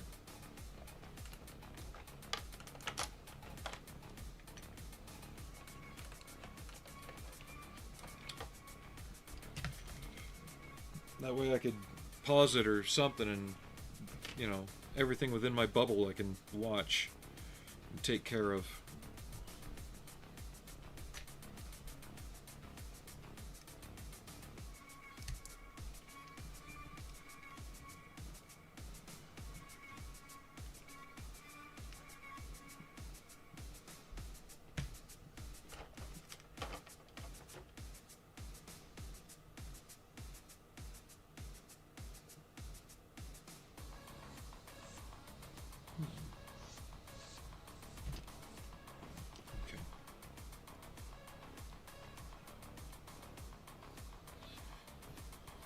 Does anyone know Javi the Hong's current fail box? I'd like to send one of these to him.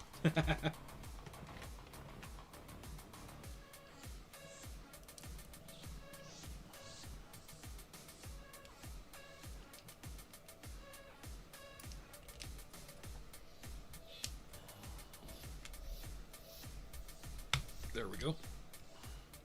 So that's it. They never fully pushed it into place. Every picture I'd seen showed that ankle sticking out more.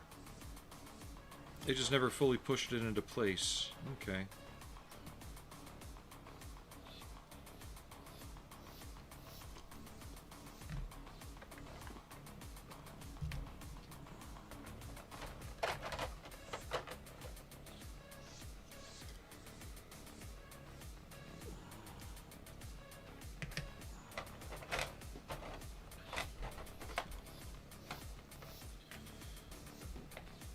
Yeah, that's a completely different thing.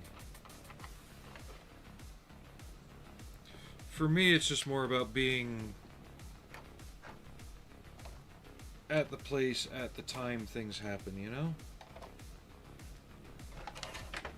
Okay, making sure they didn't pull a Scourge. On the Scourge kit, they had a lot of his weapons on a separate sprue underneath.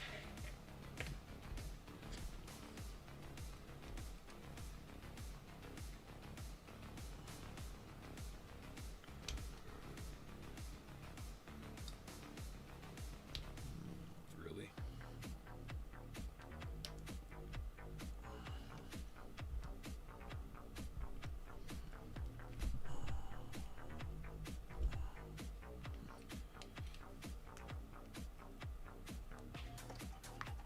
There we go.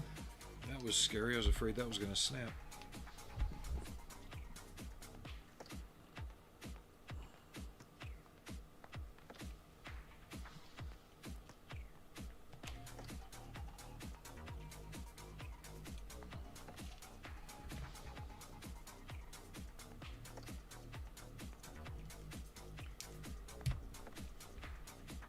Oh, excuse me.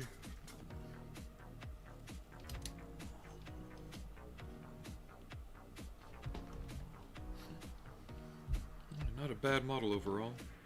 Quick little build. So if you want to kill some time but not spend a lot.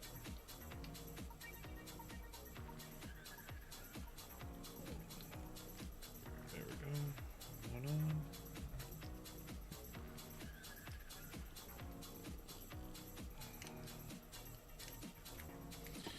I wish they'd do Blitzwing from Bumblebee as their larger kit, though. Or Soundwave. Just popped off half of his head.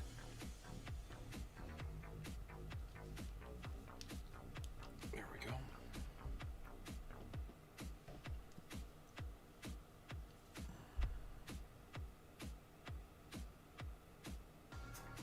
At least that lets me know I can take it further apart for more detailed painting.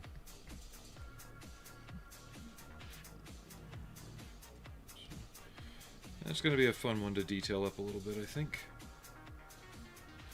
And when I feel like getting into the oil washes, we'll get to that.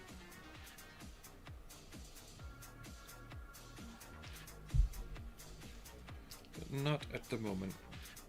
One thing I did notice when watching the movie, they gave Prime a mustache, like Peter Cullen has. Alright, back to the Zentradi pod.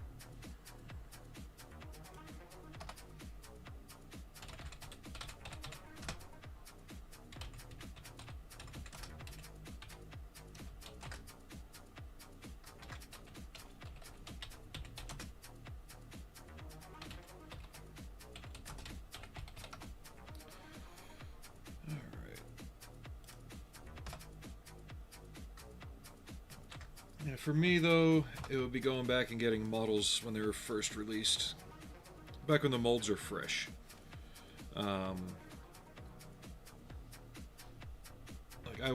I had to, I had to go to eBay, and I spent a good chunk of change on a model that was original, still shrink wrapped, right, from '81. It's getting re-released next year.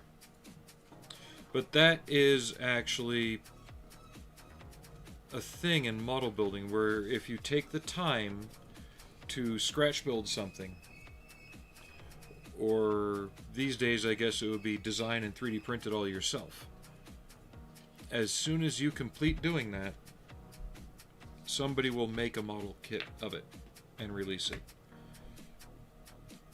In this case, it was the Cygnus from the Black Hole. It was only released once back in '81 because the movie didn't do very well. It's since then gained a cult following, and Round 2 Models, who has the Disney license and is also in possession of the molds, is re-releasing the kit next year with some of the corrections it needs to be the right length and look more correct.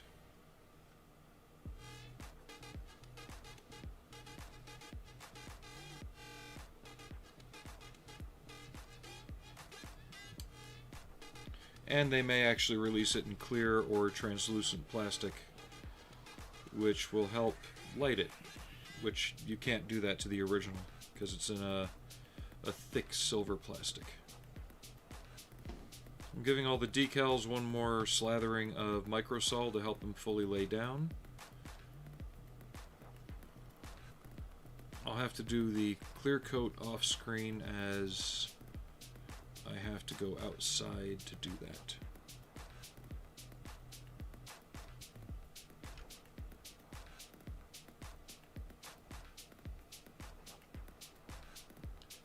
But the decals need to dry for a day.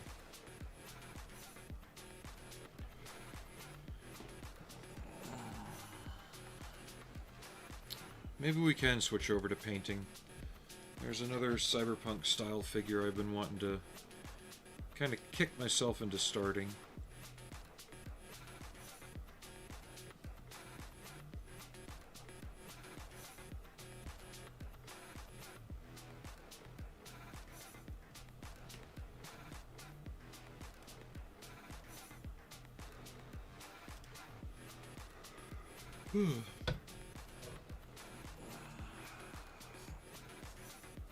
I kind of already started it, but just the legs.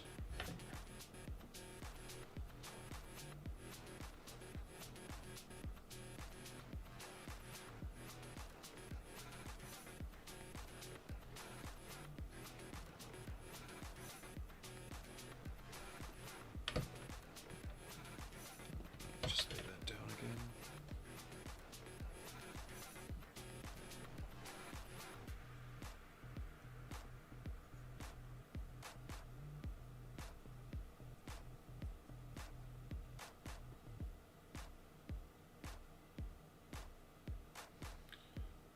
Oh, it has the Palomino with it. It's in the docking bay at the front.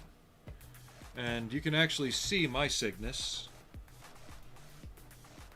It's right there.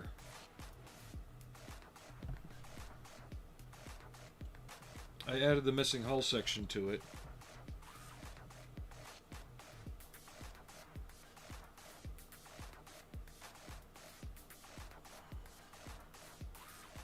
I'm not going to get it out of the case, unfortunately. I do have it in one of my shorts. If you go and look at my shorts on YouTube, it's there.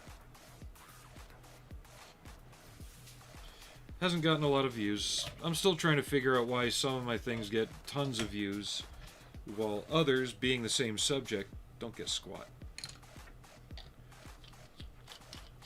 The algorithm's all over the place. However, 16 scale tanks seem to be popular.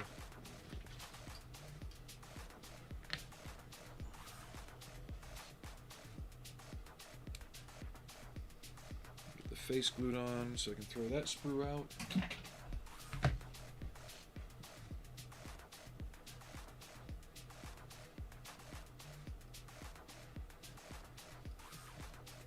They're also re-releasing the Maximilian and Vincent kits that came out at the same time.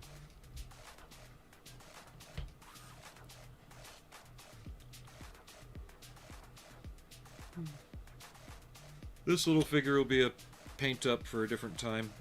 I still have to do the interior parts and get them all squared away.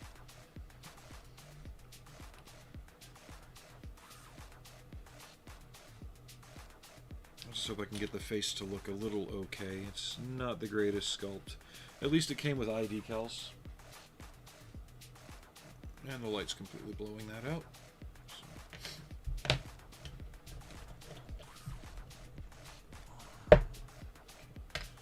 Let me clear things up a little bit here, and then we'll get going on that. I'm gonna pause for a minute. Be right back.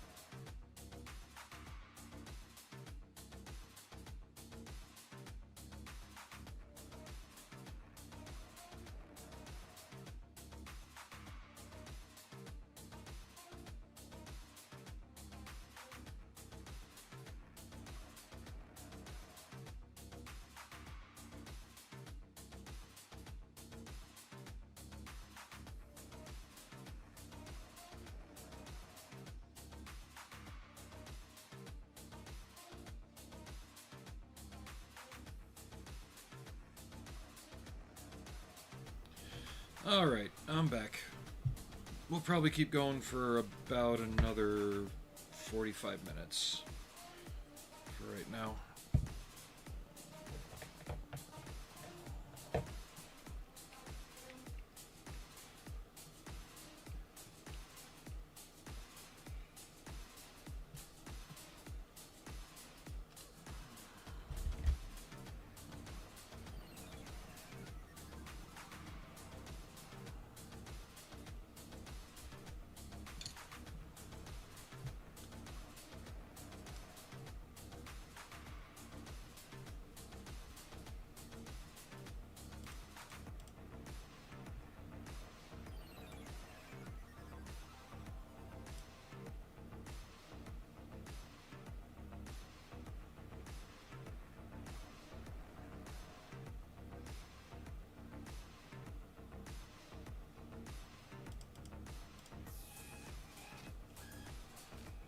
Just looking at the original render, getting some color ideas.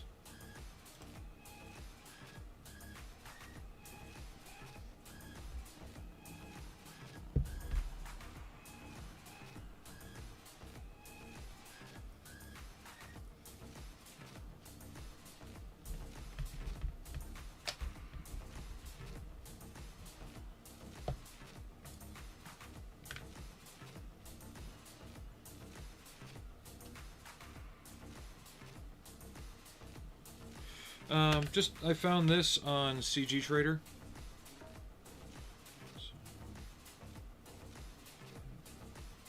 It's got two gilded MP7 looking weapons. Cybernetic legs, so I put some like painted on fishnets that are all kind of scratched up. A lot of metallic details to pull out here too.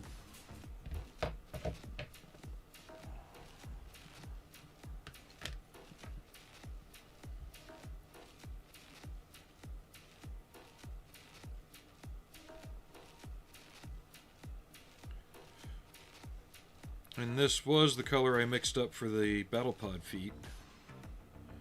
I mixed up a little too much, so I'm using it on this.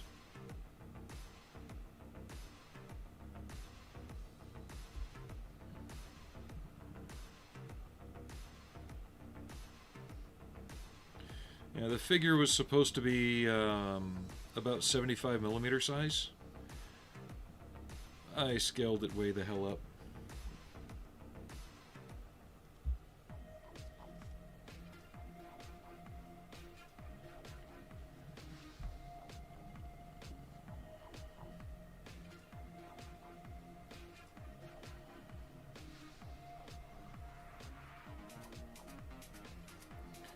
This is definitely the model building equivalent of throwing crap at the wall, see what sticks in terms of the paint job.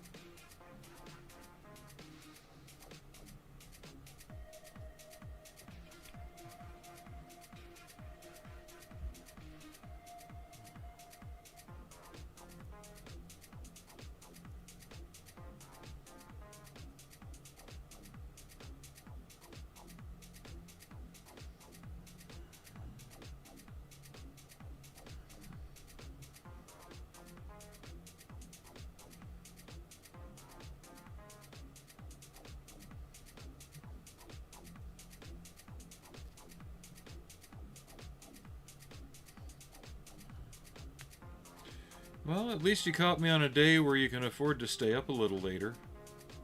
It is Friday.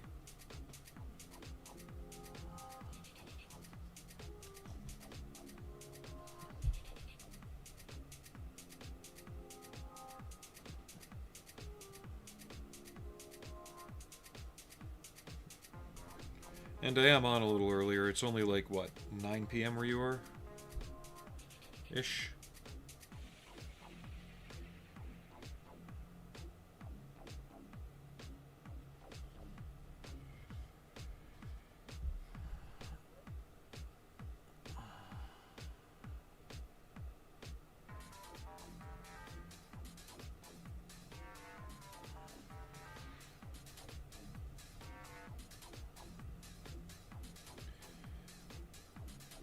And it looks like Kutan Sculpts is doing Corporal Hicks to go with the Vasquez model he released. Finally, someone's doing Hicks where he doesn't look like a steroid out video game character.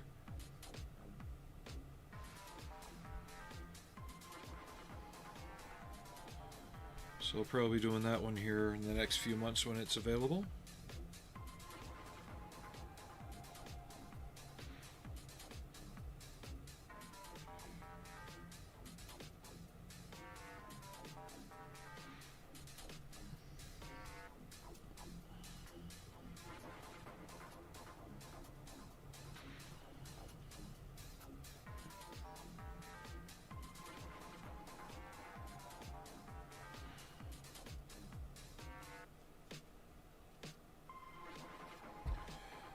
And I may wind up reprinting Ripley and Newt slightly smaller. I think I got their scale a bit too large.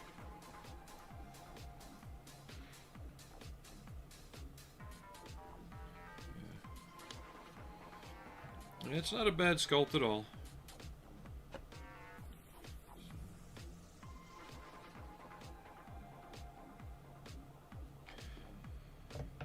I just don't know if I should carry the purple down into the skirt cloak or not, because the pre-render just has it as a black material.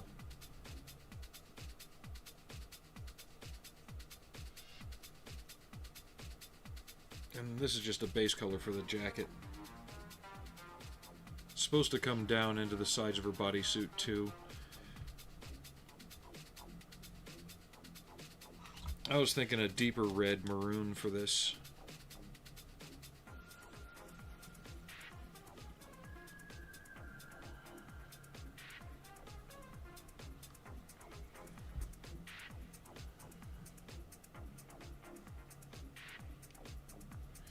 Yeah, the color I'm using now is too bright. I have to find the purple I originally used to mix this. It's too light for me, I think. Arnie! Come here, kitty. We need a cat break anyway. It's been one of those days. Arnie, come here. Come on. Come here, old boy. Oh, I know. Yeah.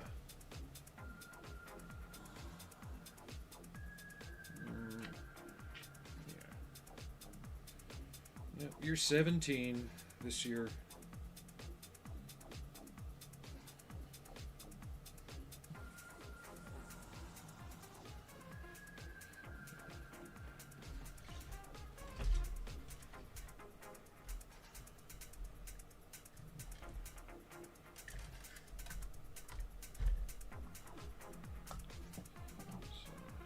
There's the original purple, much darker. Maybe I should base it in that and go from there.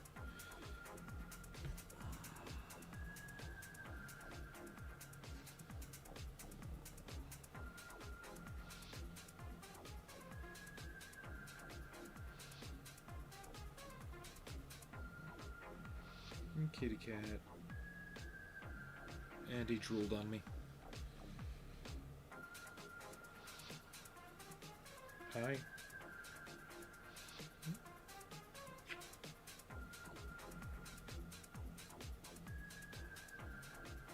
You want to just hang out? Hmm? Here, let's do this. Oh, there you go, boy. Over here.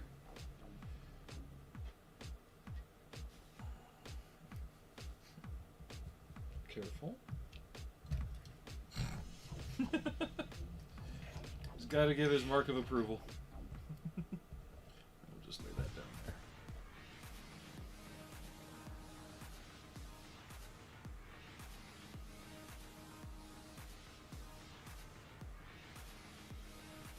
So who all's watching on the Twitch side? Just one lurker. Arnie, no, you can't. You can't be on the desk, buddy. I know.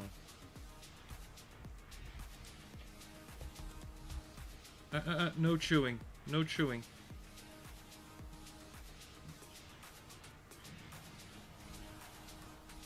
Okay, lap it is then.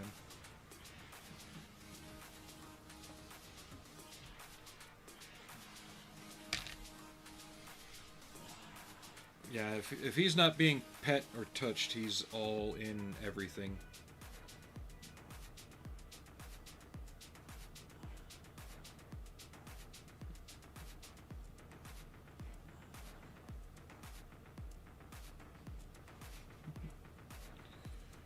I hope you can at least make one more Christmas with us, bud. You're starting to show your age really well.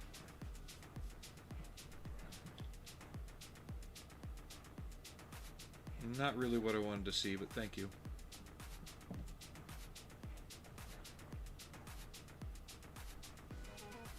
Come on, turn around. And that was a soldering iron? I have battery-powered soldering irons, and he's rubbing his chin on them. Arnie.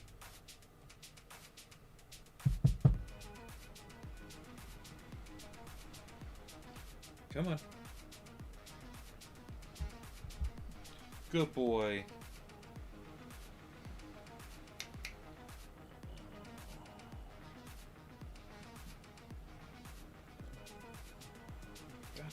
Mm.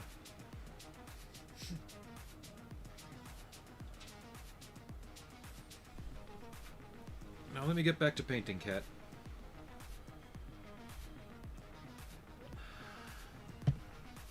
Let me get back to painting, please. Don't chew. What is it with you and the chewing? Hmm?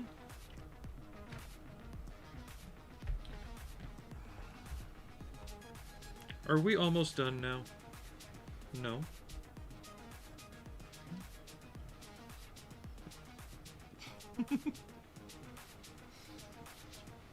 This is the quality content you guys want to watch, right?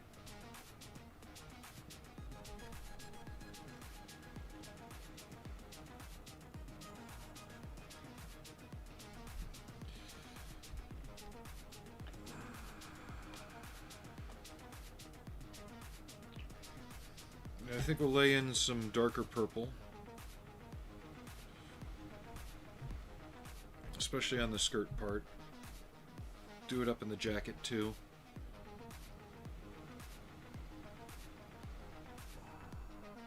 Yeah. And that way the belts will stand out better in leather, and the trim will stand out really well in gold. So.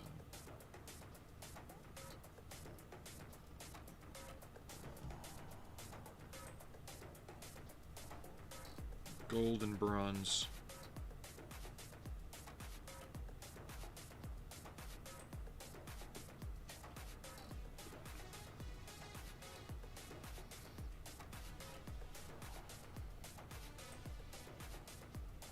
That's one thing we don't do in this household is name pets after Star Wars characters.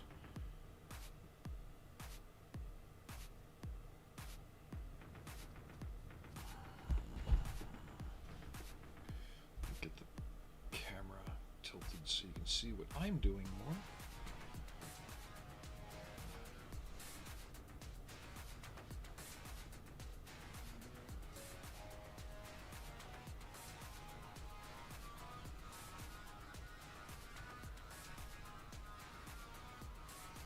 I could airbrush this, but I don't feel like it.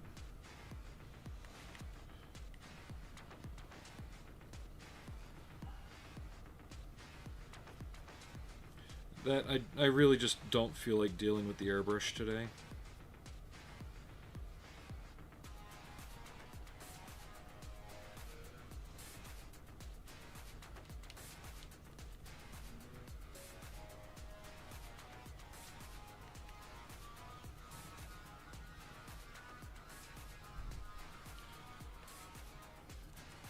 I feel like being sloppy, to be honest. I just feel like being sloppy on a model. Just...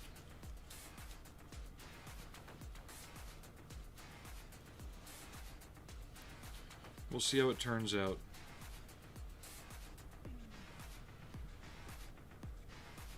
Watch, I go completely lazy slob on this, right? And I get it finished in time for the contest on the 21st. I take it down and it gets top category. I don't know.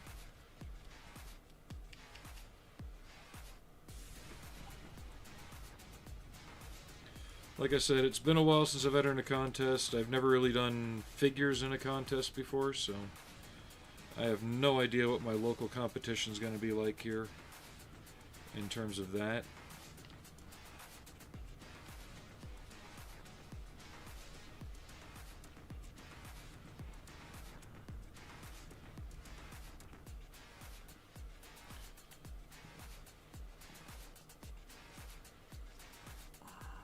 Disney Star Wars does not exist. These aren't the films we were looking for.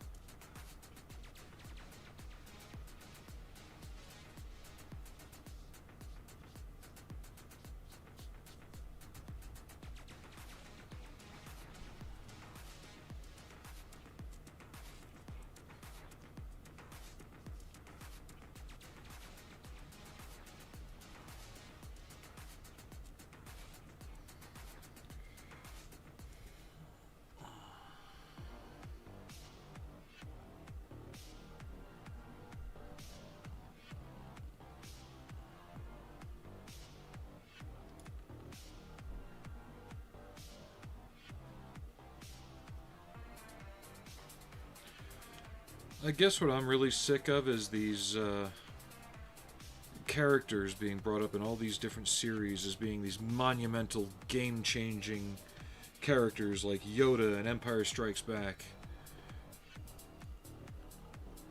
Yet, they're on screen for 10 seconds, really don't do shit, and they're all over the marketing.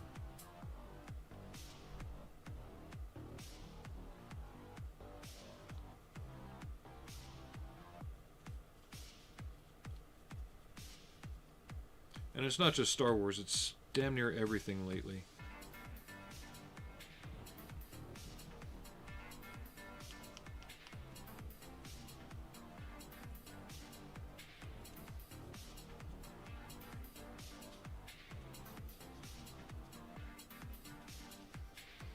And don't get me wrong, I used to be a massive Star Wars fan. But honestly, I don't have the energy, time, or money to play this. Oh, but to get the backstory, you need to read the comic, which ties in with the video game that's not coming out for 3 more years, which that explains this character's whole story. No.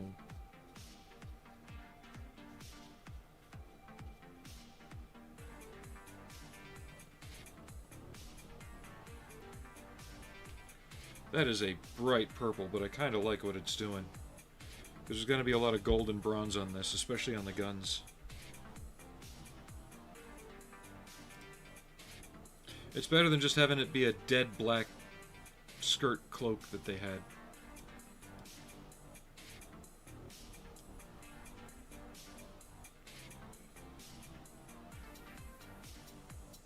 Some brown leather straps would go really well across that, I think. Instead of coloring these purple, make them brown leather. These straps and the ones coming down.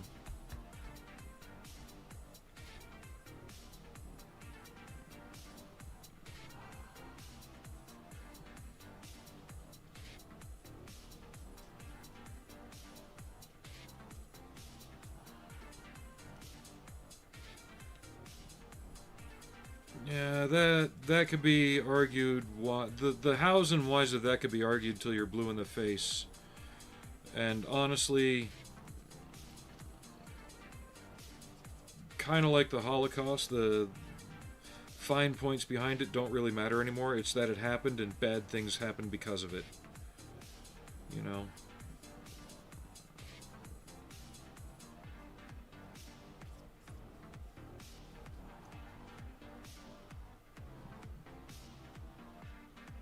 And until somebody steps up in that company, either shareholder or person of importance, it ain't gonna change.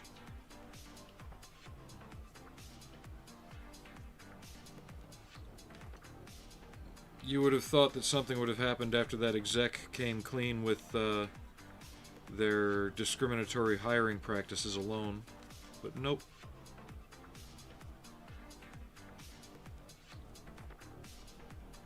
Till Disney's shot down and shut down, nothing's changing.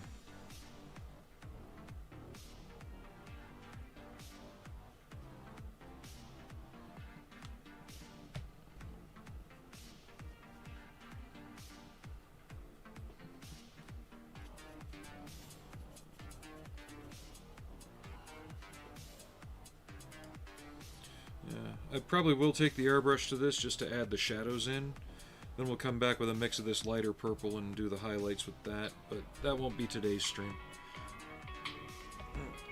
The wife's calling. One moment, please.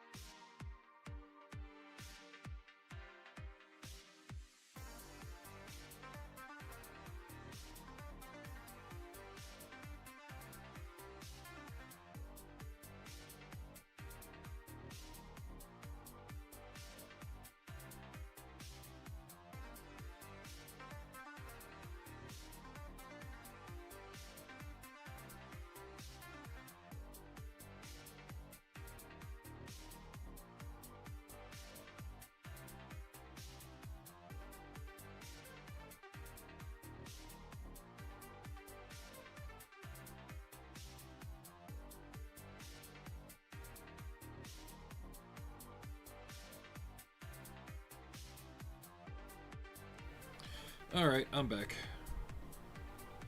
Now, the wife was at a company day at a local amusement park.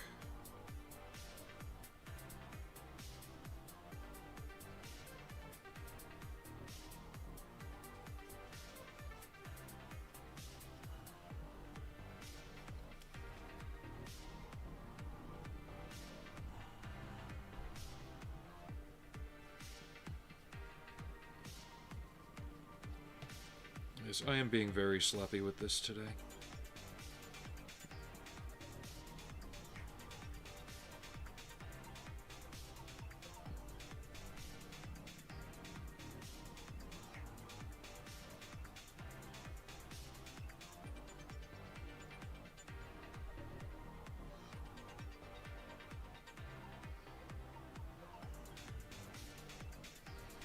No.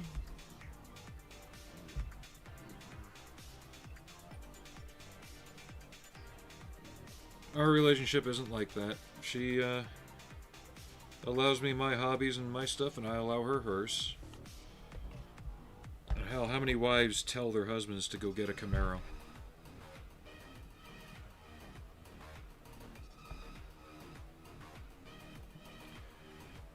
And then don't bat an eye when said husband put $6,000 into that engine.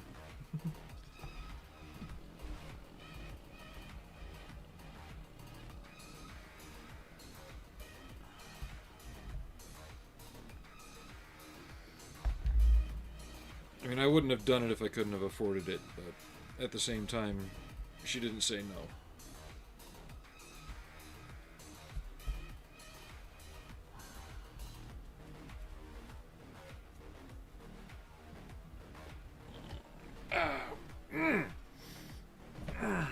It's sitting too long.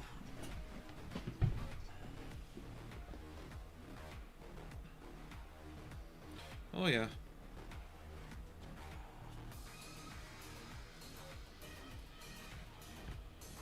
But the nicer thing is having somebody who's not critical of your hobbies, which I find a lot of people are these days, no matter the relationship they're in with the person. Which is really sad.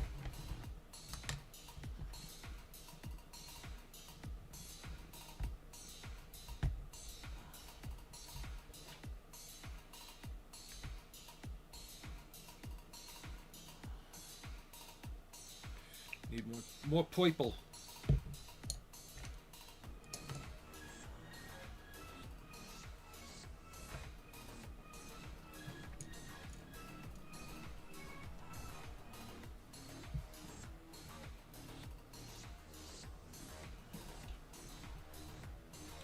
That was not an invitation to come on the desk. You sit back down. Stay. Stay. Down. Lie down. Lie down.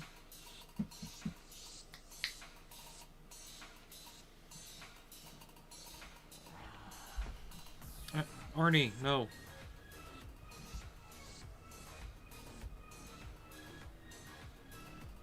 Yes, this is normal for him.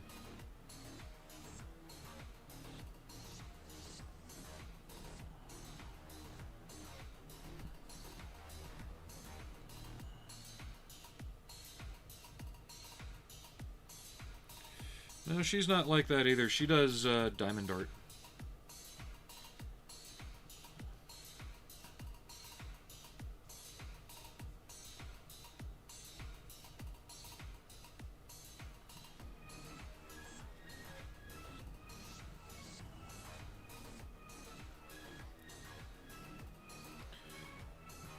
But she's also aware of the economics of the Camaro. It's cheap to register, when that keeps getting more and more expensive for modern cars. It's comparatively cheap to fix, because the price for that engine rebuild was a total, like, custom job special, right? Not anything terribly, like, powerful, but definitely more efficient and reliable. Where the equivalent on a new car, you could have bought a new car for it, you know?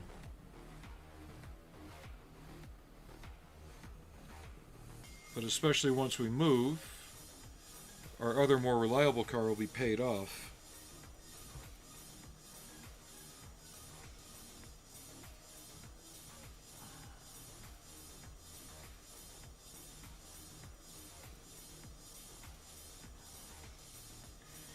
And believe it or not, the Camaro is just as reliable. Might not be as comfy right now, but it starts, it runs. Given the amount I'm driving it, I'm only filling it up once a month.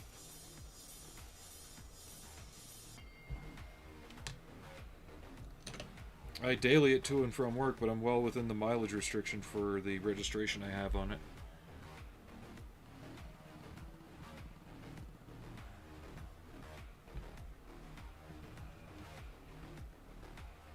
Oh yeah.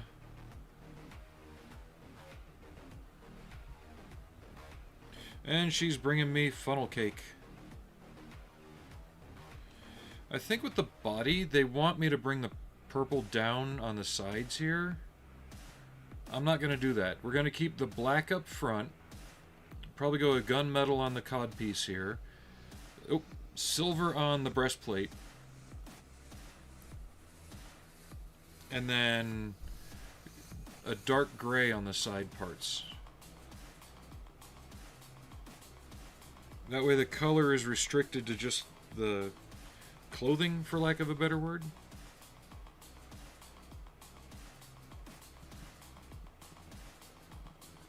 Yeah, we'll go with that for right now and see what it does. Because it's all going to be intercut with brown straps and brass detailing.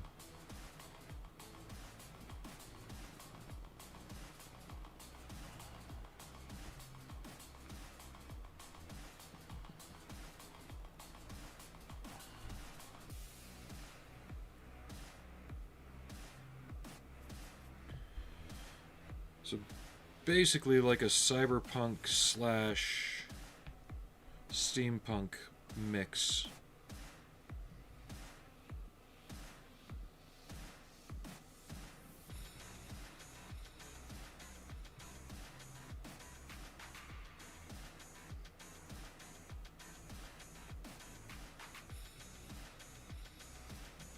You are really warm leaned up against me, you know that? Yeah. And I have a plan for the feet. Just to throw something a little more into it. So we're looking at like a Metal Gear Revengeance kind of setup on the feet from Raiden. Mask all this off. Paint these gloss black. Give it an overlayer of purple to blue shift. Just psh, psh, psh, psh. Or purple to green, something like that.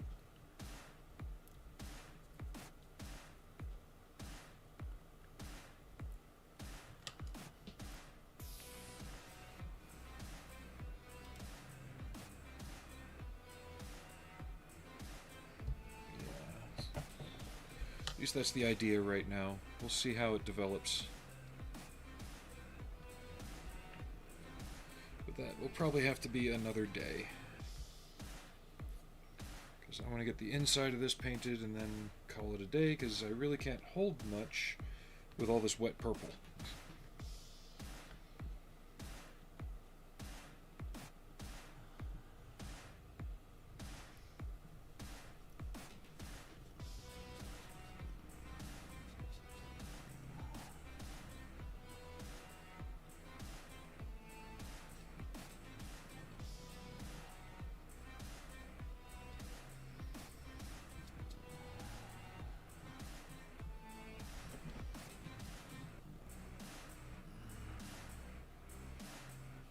Where did the paint go?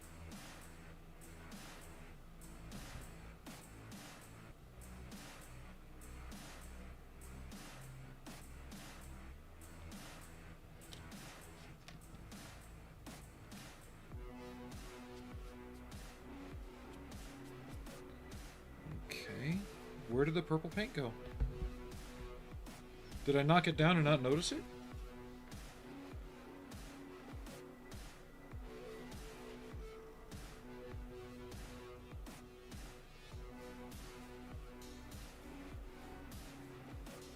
I haven't put it away.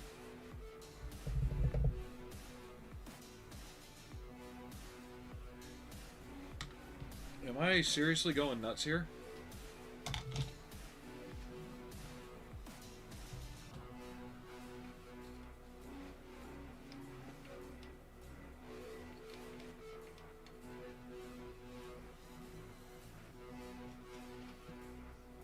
It's not down here. Do you see it and I'm not seeing it?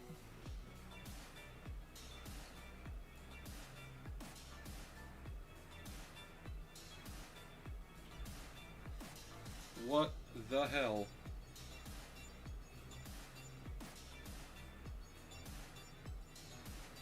Am I going senile?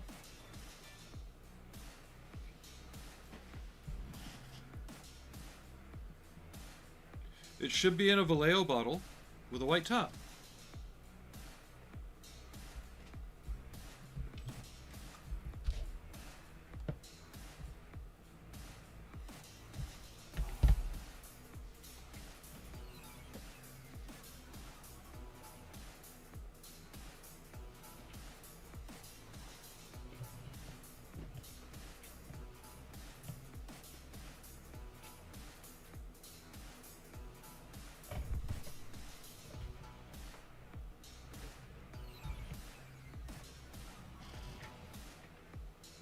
Oh, there it is. Arnie was sitting on it.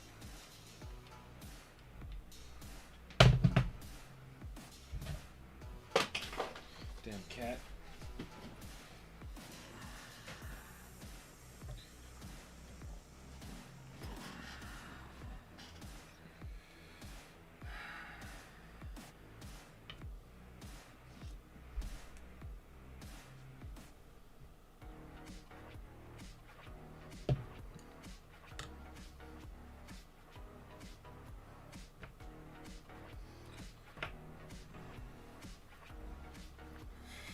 Anywho.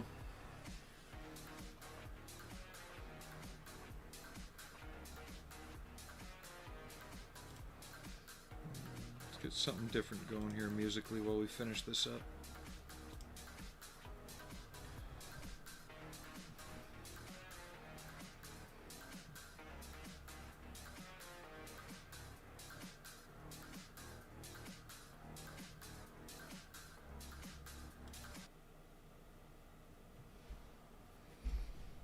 for now.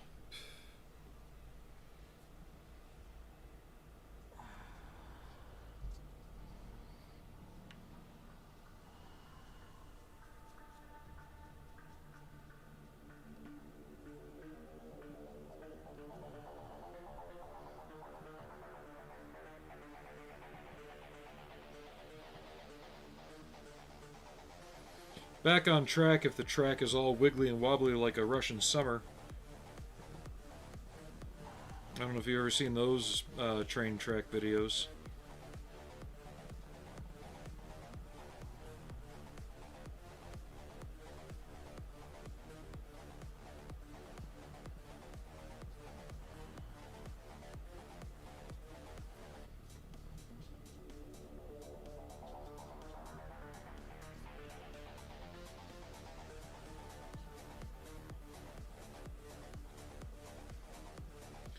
As far as my next figure, after I get this, Roppy, and Cammy done, I don't know if I should... I hope Red Hood is out by then from Nikkei. But there's also Eleg. And...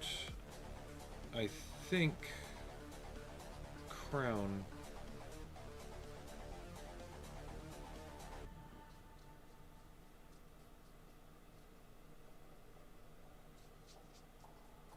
I don't know, I've got 3 or 4 big figures going right now. I've got this one. I've got this one, Cammy, to finish up. She's about 75%. Roppy in her white outfit from Nikkei. And then there's the girl riding the robot. The damn thing stays on what?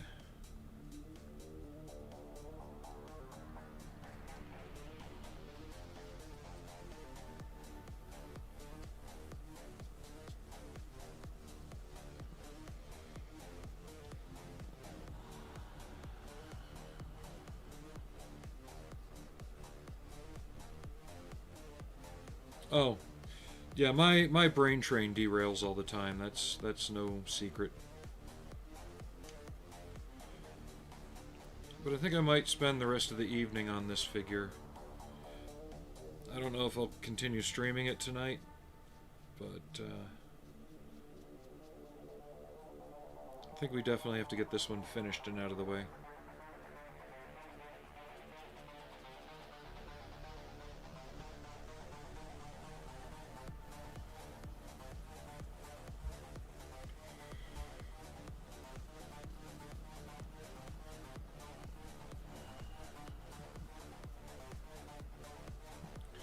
Yeah, if you're amazed yours stays on the tracks, I'm amazed mine still has wheels.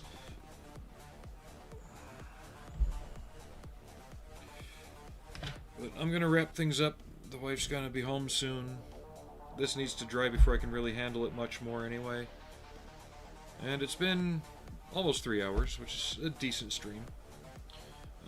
Expect me to be on next Tuesday at the earliest I can think of, possibly tomorrow evening, but next Tuesday would be the most definite one. I know I've said that before and not shown up, but life gets in the way. And there's times where I just need to have some downtime, you know? But that'll be it for today. Like I said, Tuesday, maybe Saturday. Depends on how I feel after I get off work that day. So y'all have a good day. Thanks for watching.